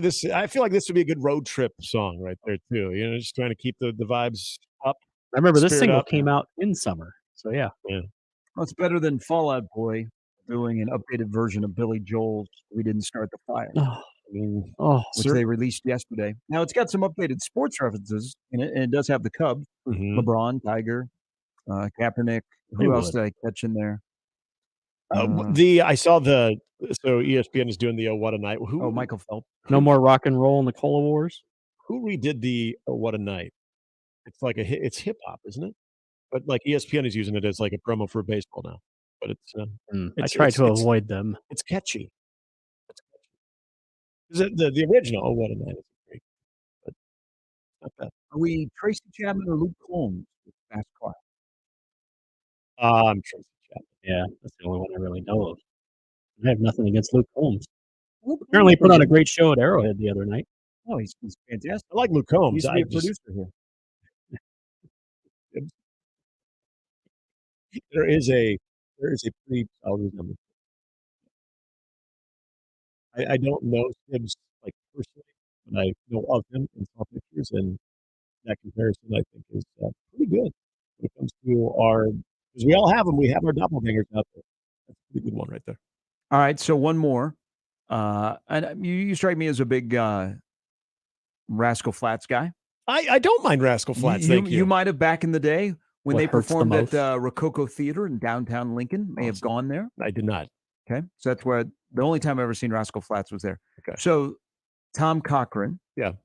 Life is a Highway, Or Rascal Flatts, Okay. Life is a Highway. So I'm gonna go with the Rascal Flatts because It's actually a pretty good cover. it is a good I cover. remember. And recently, with our son, he really got into Cars, and that's like one of the main songs in the very first Cars movie.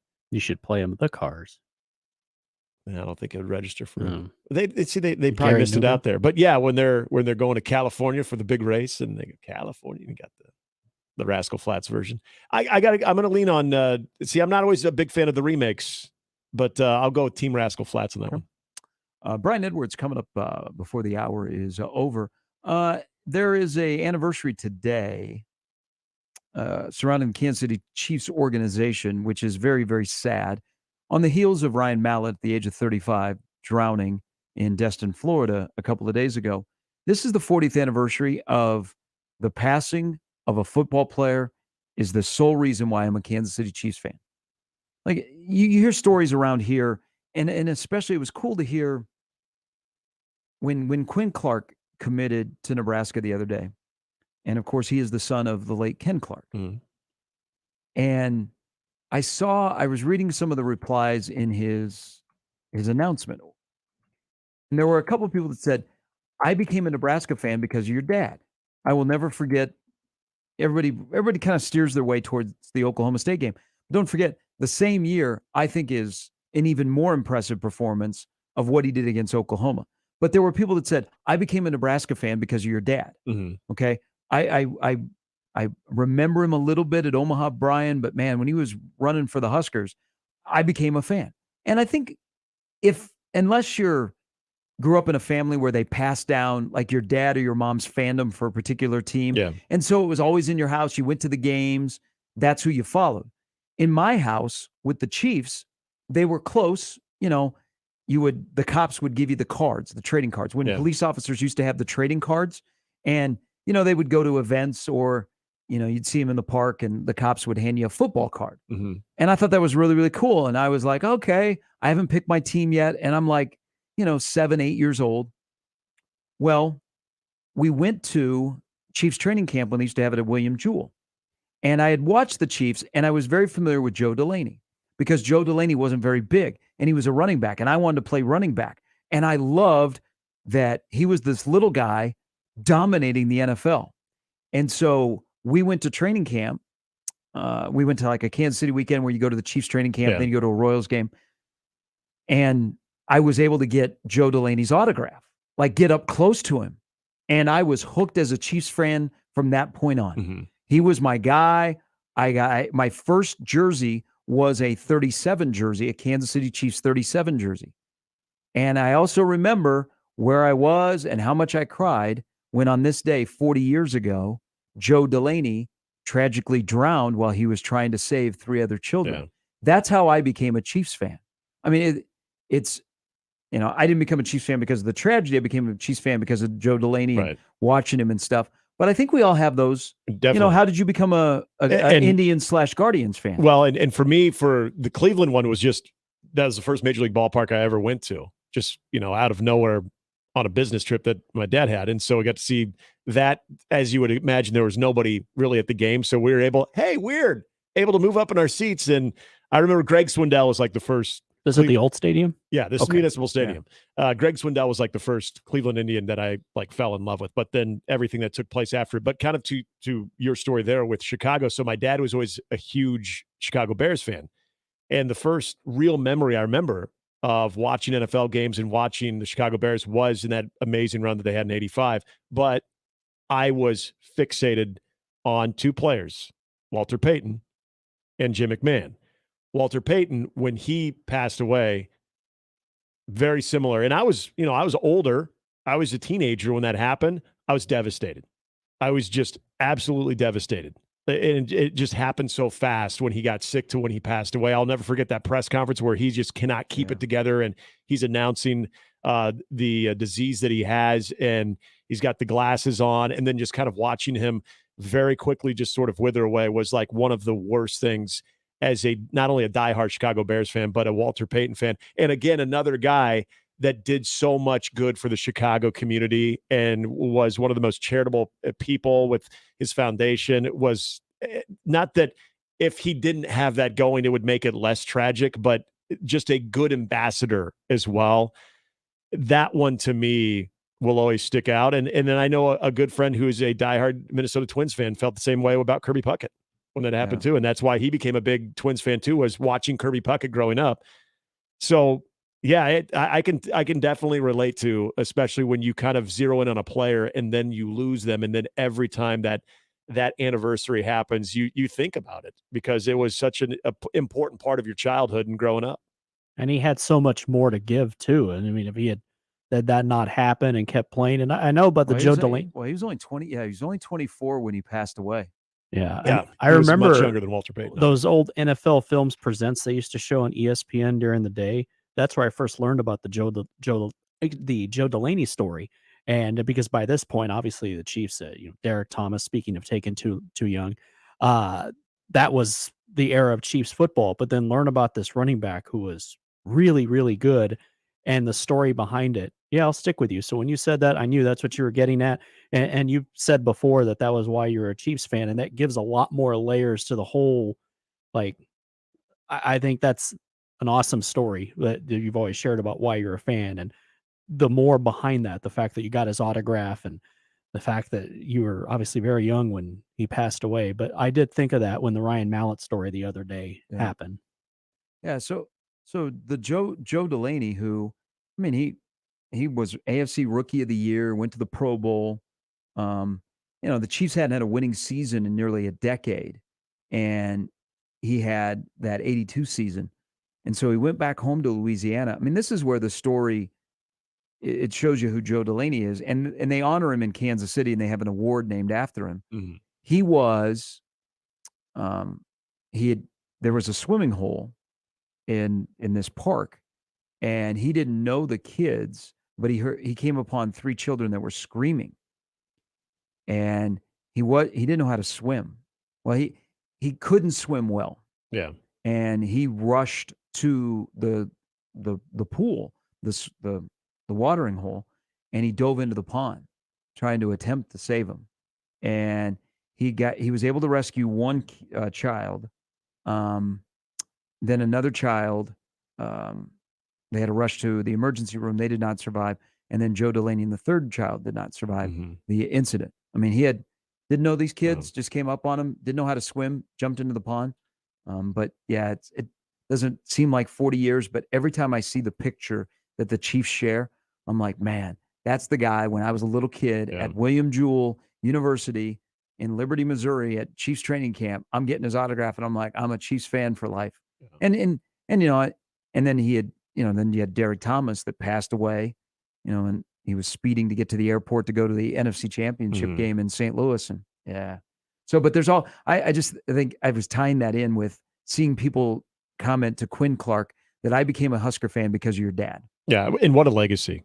I mean, you always think back, in fact, and this in kind of a weird way, we talk about leaving legacies. Like, so the shirt I'm wearing, I don't know if people can see this on YouTube, but this is for a shirt that Obvious Shirts in Chicago did for Jeff Dickerson, who was ESPN Chicago, one of the great guys in our business, covering the NFL, and a dude that would, no matter how big or small market, if you asked him to come on and talk some Chicago Bears, he always would. And he lost his wife 2 years prior to cancer. He just died last year. Or I want to say now, almost 2 years to cancer. And the outpouring of stories shared about him, and his son is now without both of his parents. The amount of stories and support that people showed to his son that a lot of them had never met, just because they know how hard of a situation that is. But for a kid who's probably still trying to process just the most unbelievable tragedy in really a couple of years of his life of losing both parents, hearing what type of person his father was and the type of impact that he had on just the overall sports journalism side of it from a national standpoint. And everyone from famous players, famous athletes to owners, stepping up and helping support his son Parker, but also being able to share the stories. Like I always think about, at some point when you grow up and you've lost a father too young or lost a parent too young, but you always have those types of legacies of how good you did it when you were here. It has an impact on you. Like, I don't know if any of us ever think about that, of like the type of legacy we'll leave.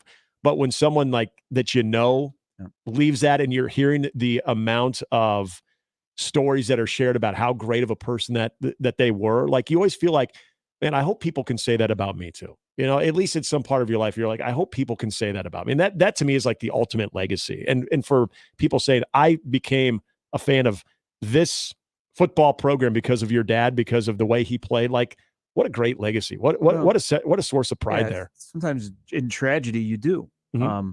There are people that became Nebraska football fans after hearing about Brooke Behringer. Yes. And then the tragedy that ensued. Right.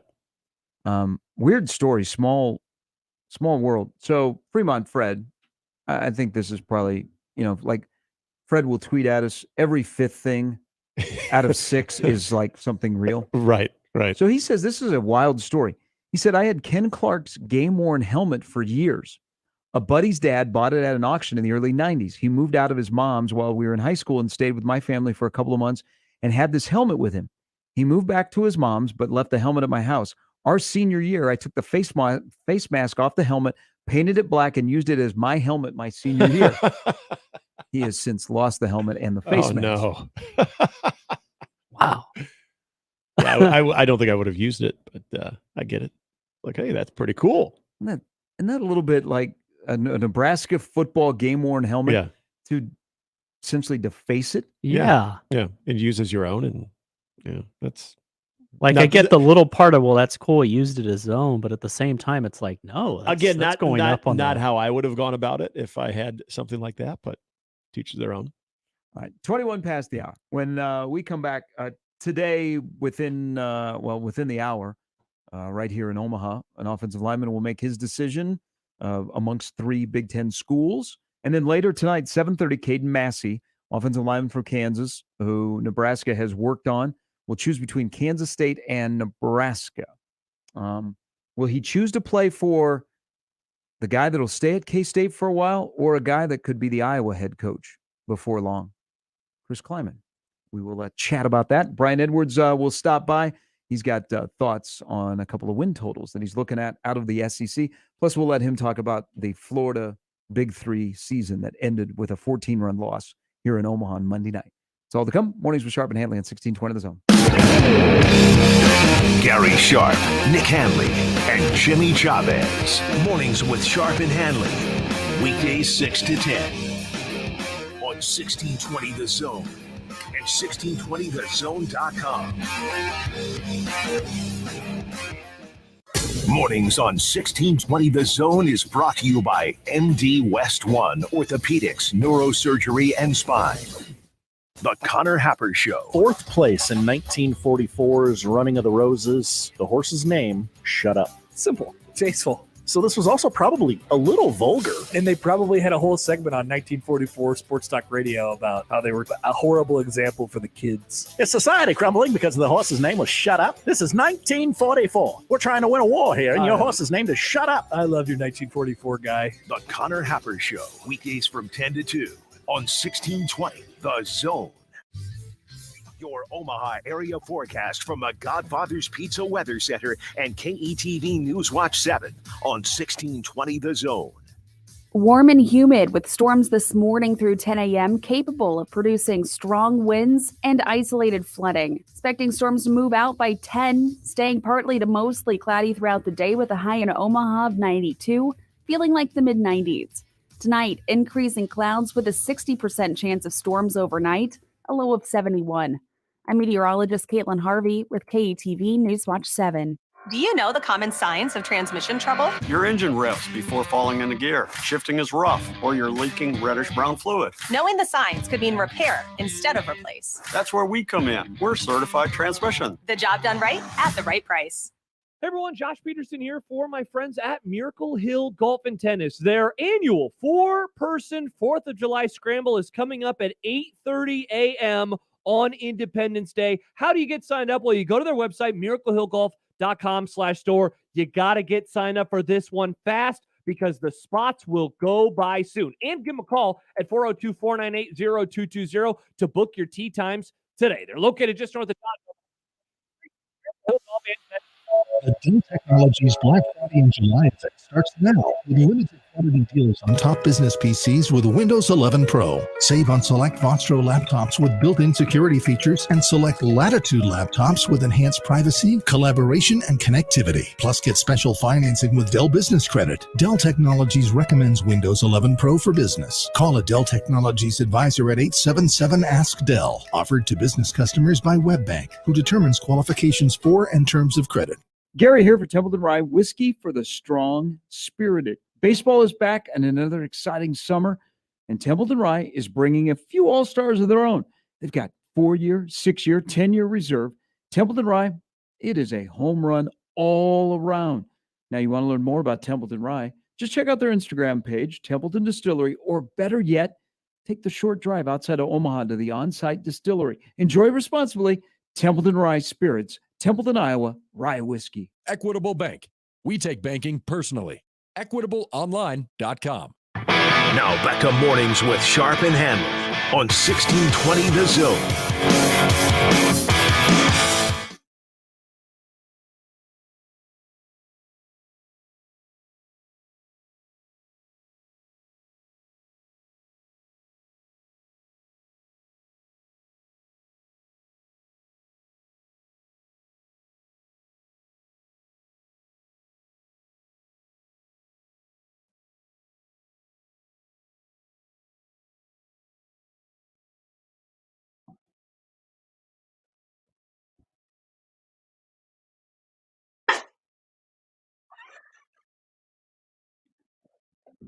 Did you miss any? Did you get all 9 I got all 9 without wasting any away?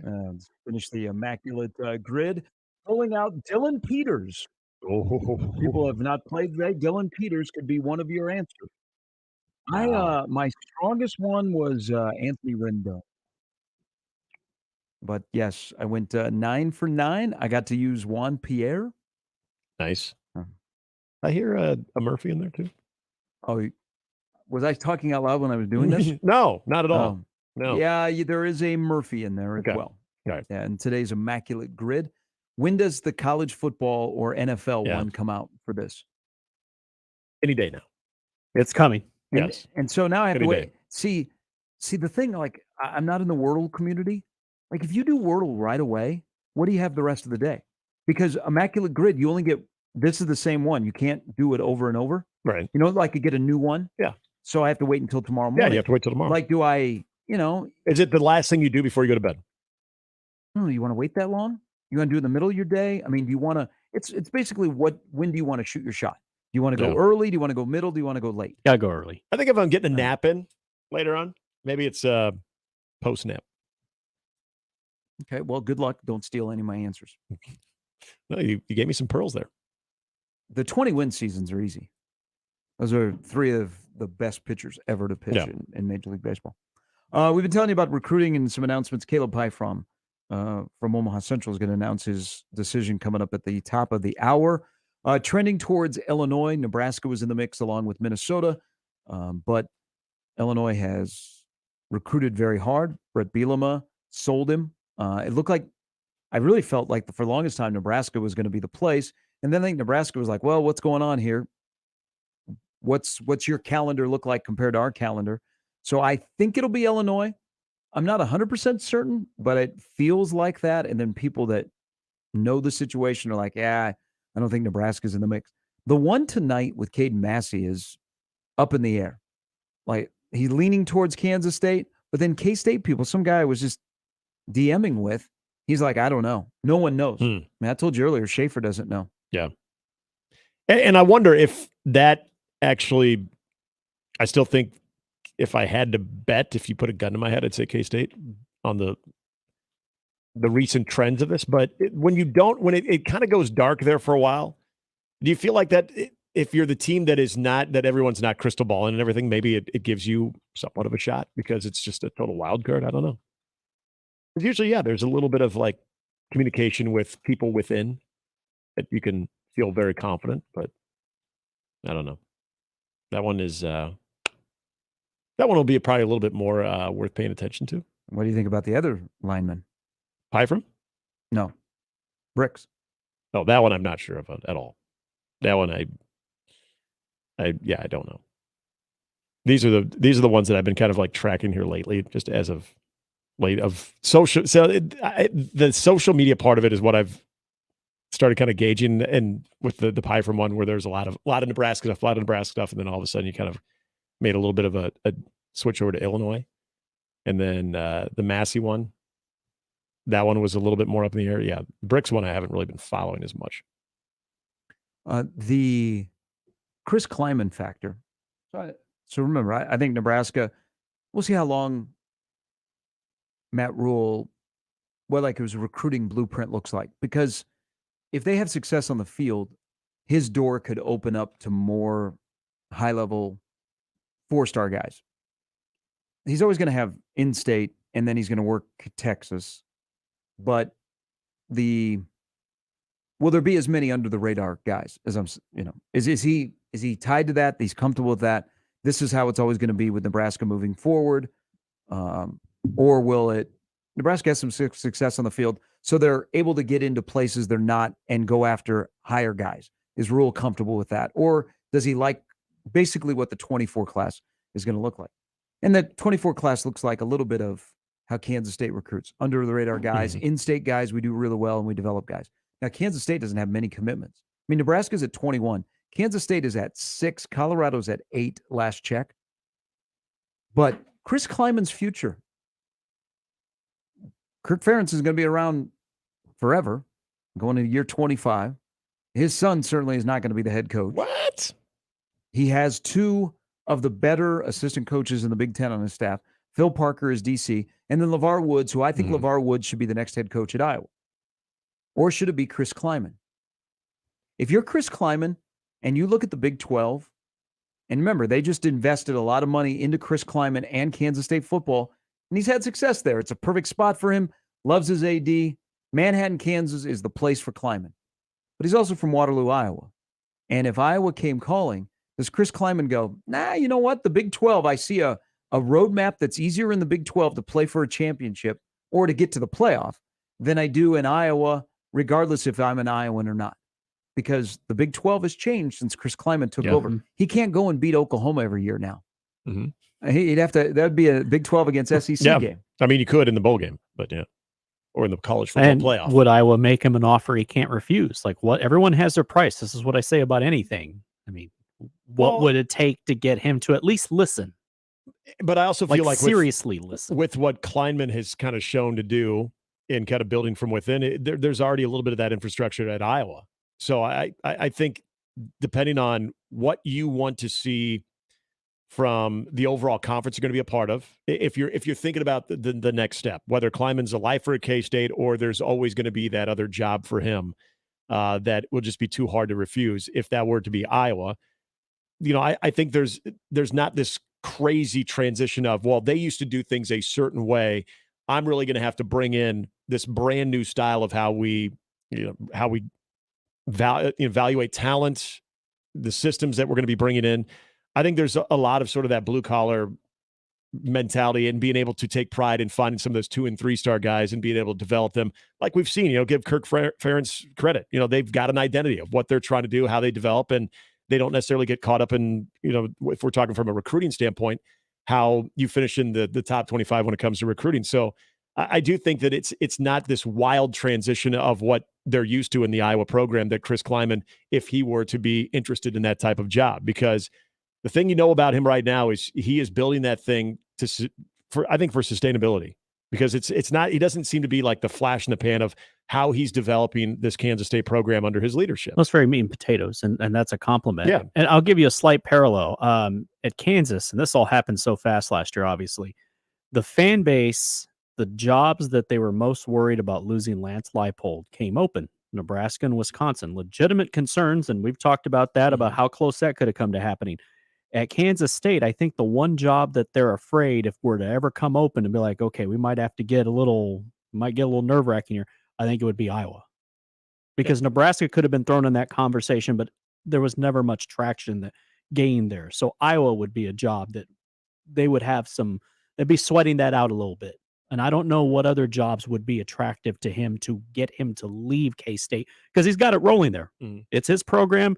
They're, like you said, very happy with each other. It's a good deal, and it's going to be a good deal for the foreseeable future. Well, it's wild to say in a place like Manhattan, Kansas, and, in this year's Big 12, and look at who they have to replace. They have to replace Deuce Vaughn. They have to replace a first-round rush ed who got drafted by Kansas City. But they have Will Howard, who I think they really like at quarterback. You saw when Martinez went down, Will Howard stepped in. Plus, they're an offensive line factory. They've got a really, really good, Coach Riley and Coach Klein, they got a good staff down there. They got a preseason All-American, Cooper Beebe, on the offensive line. He's one of the best offensive linemen in all of college football. You could make a case, and it sounds crazy to say this, in a place like Manhattan, Kansas, in a conference which they're losing their 2 biggest brands, Chris Kleiman's job got better. Yeah. Because simply the path to the playoff. But if you're Iowa, and, there are still people that believe that Iowa missed out on Bob Stoops. Bob Stoops wanted to be the head coach at Iowa. His father was buried in a black and gold tie. The family is Hawkeyes. Yeah. They played there. They coached there. Bob Stoops wanted to be the head coach at Iowa. Well, they went with Kirk Ferentz, and Kirk Ferentz still there 25 years later. Stoops went on to win a national title at Oklahoma and have great success. So somebody that wants to be there, does Chris Kleiman want to be there if push came to shove? Because here's what, think about the fascination, because Bart is out in Iowa City. Who's going to be the athletic director? It could be who they have as the interim. I think she is somebody that is well-equipped to be the athletic director at Iowa. think about the pushing and pulling for the next job at Iowa. Internally, dad looking at son. Yeah. Me saying, your guy down the hall in LeVar Woods is a superstar in coaching. Or people going, man, you got to look at Kleiman. He's an Iowan. He gets it. Or next couple of years, if that guy in Champaign is making some noise, still got that. He's got Tiger Hawk tattoo. Still got the Tiger Hawk tattoo. Yeah. Yeah, the Bielema one is, and see, that's a good top 3 right there. Bielema was the one guy that I always thought, okay, the timeline of Bielema back in the Big Ten and how many more years Kirk Ferentz has are going to be interesting to follow, because that was one of, okay, he's now back in place, and if he would ever take over Iowa, you wouldn't have divisions, so you wouldn't have that awkwardness of having to play Illinois every year, so that wouldn't be a factor. He was one that I always thought I would keep my eye on him. Now, I'm a big Phil Parker fan too. I think Phil Parker is one of the very best in the country when it comes to DCs. And here's the biggest X factor, and you just hit it. Gary Bart is no longer there. So whoever the next athletic director is going to be permanently, are they going to value the internal process of promoting from within? And you've got a couple of good choices there. Or are you someone that's coming in that either has some ties in your travels to a Kleinman or Bielema, or you are just Mr. or Mrs. outside hire, where you want to bring in a brand new coach? But in this case, with Bielema and his ties to Iowa, and also with Kleinman, who's an Iowa guy, you're not really necessarily going outside the family there too. So I've always thought Bielema is the one to look out for first and foremost. Kleinman one's very interesting, though. Brett Bielema coached at 3 different Big Ten schools. That's impressive. He said the hell with divisions. He said, not so fast. Yeah. I got 3 of them covered now. 3 schools in the West. 4 more, I'm there, baby. And, I mean, there's a guy that expressed an interest in the Nebraska job when it was open, not recently, but right after Riley. The Riley one, yeah. Mm-hmm. Well, no, even when Riley got the job. Riley got the job, yeah. Bielema, yeah. All right, 39 past the hour. Brian Edwards is going to stop by here in a little bit. I'm glad that I have got everybody on the path of going to your favorite ice cream shop and eating the cheeseburger. You will figure out that is the best cheeseburger that you've ever had. I'm sold. Not that you had to pull too Texter hard. Bernie says the Dairy King in Takema Okay. has a good cheeseburger. Okay. See, the Dairy King, I'm telling you, it's a small town staple. I've seen it at least 3 different places. The one that I saw most recently was in Arlington. We took a weird way to get to Blair. There's a place in Geneva called Dairy Delight. I don't know if they have burgers, but I can If ask. they do, it's good. You better try it. Yeah. Oh yeah. You ever make it up to Takema very often? No. Can't say that I do. Remember, just said, you know what? Today's the day I'm going to go north on 75. Yeah. I got a place for you. Chatterbox. Chatter or cheddar? Chatterbox. Chatterbox. It's like Chatterbox. I'm definitely sold. Is it a go to Ronnie's Bar downtown Takema, or go to Chatterbox? Is Chatterbox like a bar and grill? It's a bar. I don't know if they have food. I don't remember eating there. Okay. That's because we're coming up with the 4th of July. One 4th of July, it's probably about 5 or 6 years ago. Hopped in the car, drove up 75. I was just looking I was going to stop. I wanted to play golf. So if I saw any golf course along the road, I was going to pull off and play that golf course. Did not see any golf courses. Just kept driving, pulled out the old phone. I'm coming up on Takema. I've never been to Takema. I wonder if Herman is close by. I'm sure it is. And wound up at Chatterbox. It was a lot of fun. And then somebody said, no, you got to go to Ronnie's. If you're really going to experience Takema, you got to go to Ronnie's. So bringing up Takema, I was like, okay, Chatterbox. I don't know next time I'll be in Takema, but I appreciate the weekend coming up. I appreciate the I have no plans. I'm just going to get in the car and drive up this way, and wherever I stop, I stop. Hey, it's a life changer. And you like to golf. Mm-hmm. Just get in your car.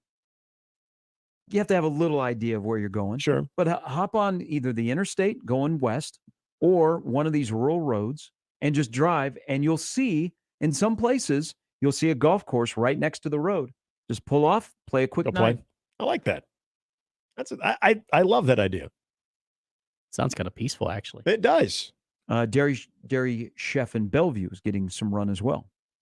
So Elkhorn and Okay. Bellevue. I don't All know right. about the cheeseburgers in Bellevue, but I do know about the cheeseburgers in Elkhorn. Oh, the pictures of the ones in Elkhorn. Yeah, because I talked about doing this weekend. Knowing that they're open at 11, this could be lunch. Our schedule You fits got to that. get there before the lines start. I know. Today might be a good day. This rain might have chased some people away if they listen to our friend say you don't want to be out. I wonder what roads are wet." the post like a 2:00 Okay. arrival would be like. That's fair. You know, you get away from the post lunch crowd, or you're in the post lunch crowd, but you're not obviously there for like dinner or dessert. So these are prime the high dessert volume times. times. There's a lot of youth sports that go on in Elkhorn. Yep. So there's a lot of kids that are in baseball, softball, basketball, soccer uniforms, or even volleyball. That's usually around lunchtime. Probably 2, it's a little bit light. Yep. But also, you don't know about 2 because a lot of the kids now are done with their shift, and so it's probably the transition, and The you might get ingredients in some it. shady stuff. Okay. You know, Maybe it's not at its best. yeah, and you might take a little bit longer. Okay.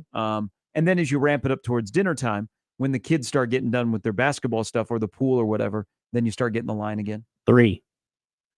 3:00, letting the new shift settle in and have the goods. Yeah.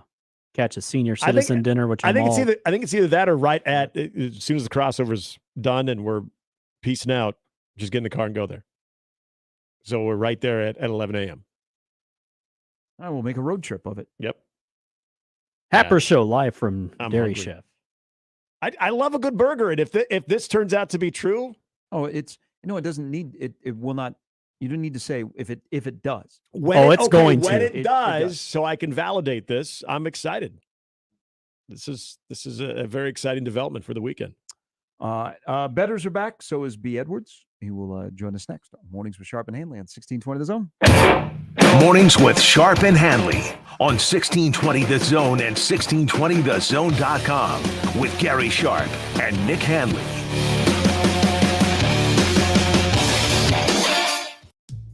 The best way to catch all the action is on 1620 The Zone. And no line for the bathroom. Those of you who've enjoyed the cigar lifestyle for any length of time are keenly aware of the enviable reputation of Rocky Patel. Impeccable flavors and aromas, flawless construction. So allow me to ask, how would you like to attend a Rocky Patel event at Hearth Cigars on Friday evening, June 30th from 6 to 9? There's plenty of free food, live music featuring the Dive Kings, and of course specials on Rocky Patel's. Talk about a perfect start for a long Independence Day weekend. Hearth Cigars and Pipes Lounge, I-680 and Mormon Bridge Road. Hey folks, is your concrete in need of repair? Kent Pavelka here to talk about your local concrete experts and a Best of Omaha winner, Everlevel Concrete Repair. They can completely restore and repair your concrete at a fraction of the price compared to replacement and offer long-term transferable warranties. I'm so glad I chose Everlevel for my driveway. There's a reason they're a Best of Omaha winner. Give them a call for your free inspection. That's Everlevel, Everlevel, Everlevel. Try saying that 3 times fast. Morning, Mama. How you feeling? Great, and I'm ready for you today. I'm checking in on you. Morning meditation? Check. Dressed and ready to work out? Check. Check your blood pressure yet? And check. Boom! Great job, Mom. And about those gold earrings. No, ma'am. Now more than ever, it's important that we protect our hearts and the hearts of those we love. Monitor your blood pressure daily and help each other stay motivated. Rally your squad to take the online pledge at releasethepressure.org. Brought to you by the Release the Pressure Coalition and the Ad Council. That's Mike saying good morning. It's the best he can do right now. Yeah, not a cloud in the sky. What Mike could use is a fresh start. And Irish Spring Body Wash. The fresh scent of Irish Spring and those sensational Irish Spring suds are just the reset Mike needs. Now he's ready to go to work. It's Sunday. Irish Spring. When the spring hits you, you're ready. Pick up Irish Spring today. Getting experience to jumpstart a meaningful career can be difficult, and education can cost a fortune. Luckily, AmeriCorps can be the solution. With AmeriCorps, you'll earn a stipend and education award while helping people. Plus, you'll gain professional skills and make connections to help you build your career. If you're ready to start a career you can be proud of, visit serve.nebraska.gov/service to find a program for you. Paid for by Serve Nebraska, aired with the Nebraska Broadcasters Association and this station. Businesses of Omaha, settling for a website that looks like it's stuck in the early 2000s? Then it's time to level up with JM Online. Our local team builds custom websites that solve unique business needs. We're not your typical web design company. We're your partners in online success. Ready to take your website to the next level? Go to jmonline.com and request an initial call. And we're back. Mornings with Sharp and Handley. Here's Gary, Nick, and Jimmy on 1620 The Zone.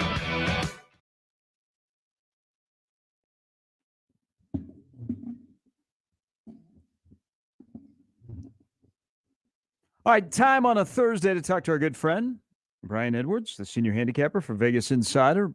Vegas B. Edwards on Twitter. I tried to get Scott Strickland to send you a FaceTime the other day, but it didn't work out.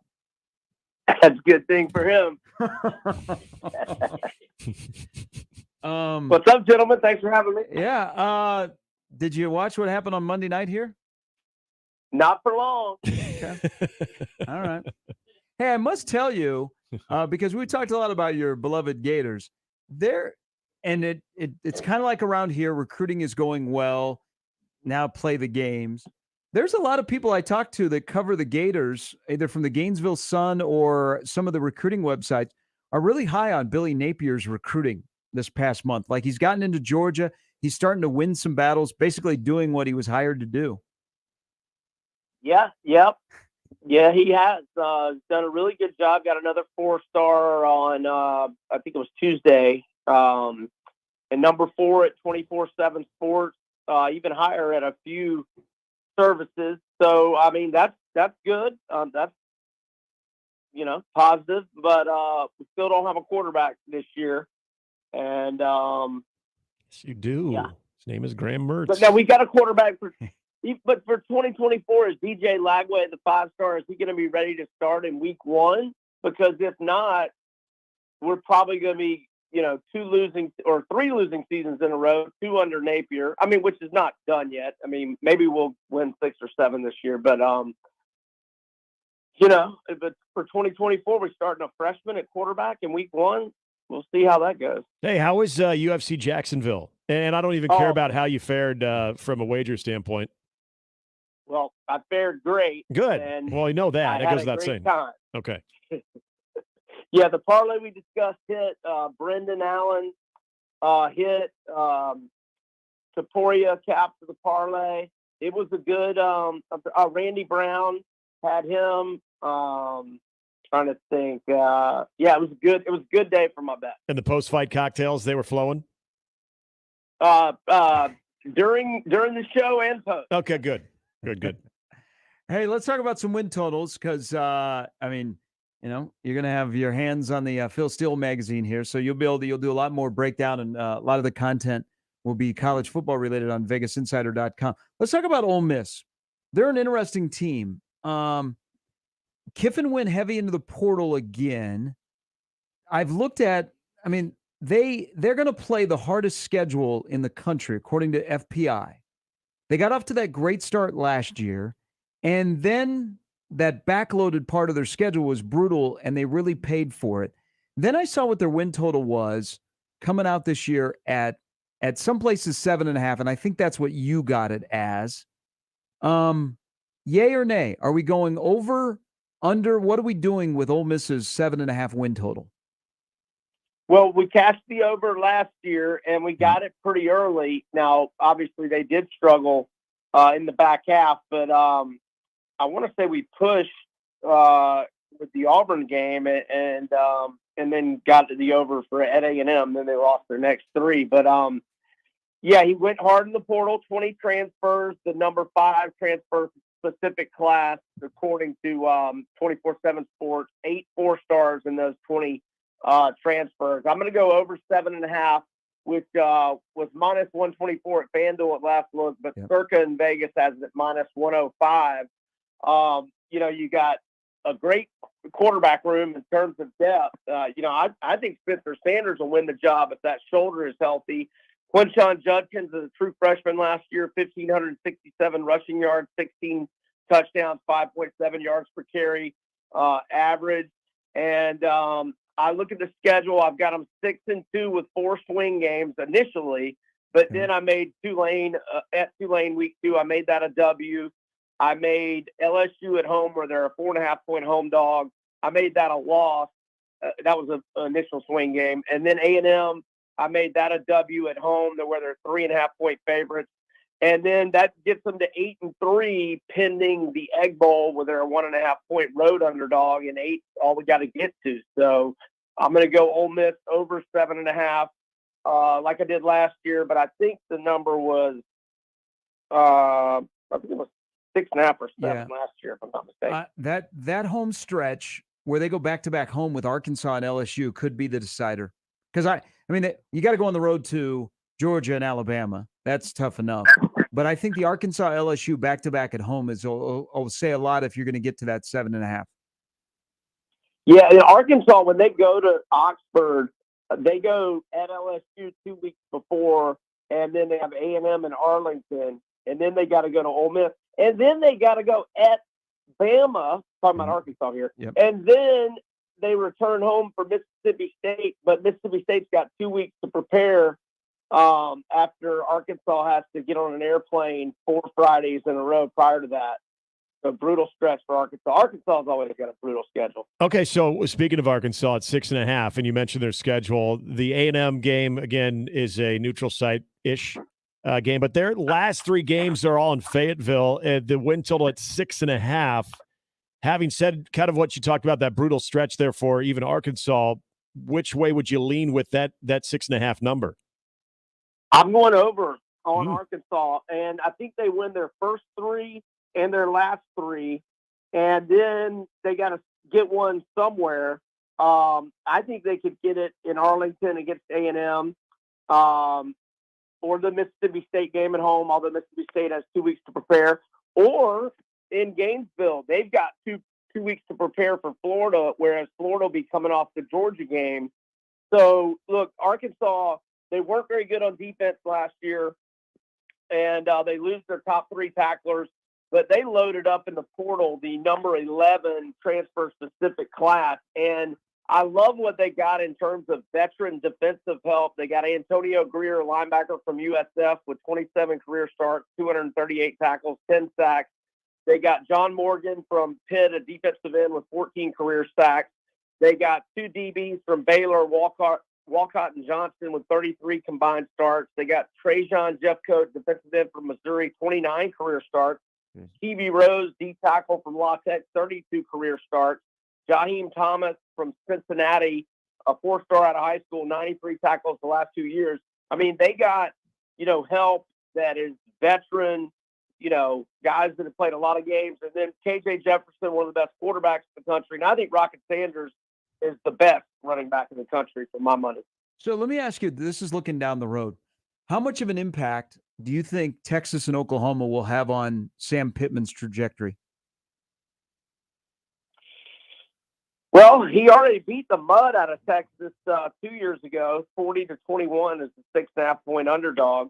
So there's that. Oklahoma had a losing season just like my Gators last year. So only time will tell. I think Texas and Oklahoma have built-in advantages on Arkansas, but Pittman's recruited well. They lost 4 games by only 9 combined points last year. They got to win some close games. And then even the year before, they lost that wild game at Ole Miss, 52-51. So start winning some close games. I think Pittman will be all right. They like him, and they want him to stay. It's a critical year for him, though, no doubt. Yeah, they do love him in Fayetteville. And, I mean, I think he loves them back. He is perfect for Arkansas. Sure.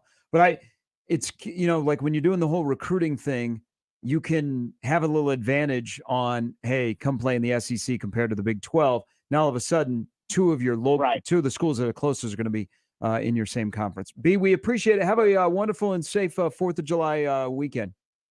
Y'all as well. Thanks, gentlemen. Y'all have a good one. That's Brian Edwards, our Vegas insider, over on 6.5 for Arkansas, over 7.5 on the Lane train.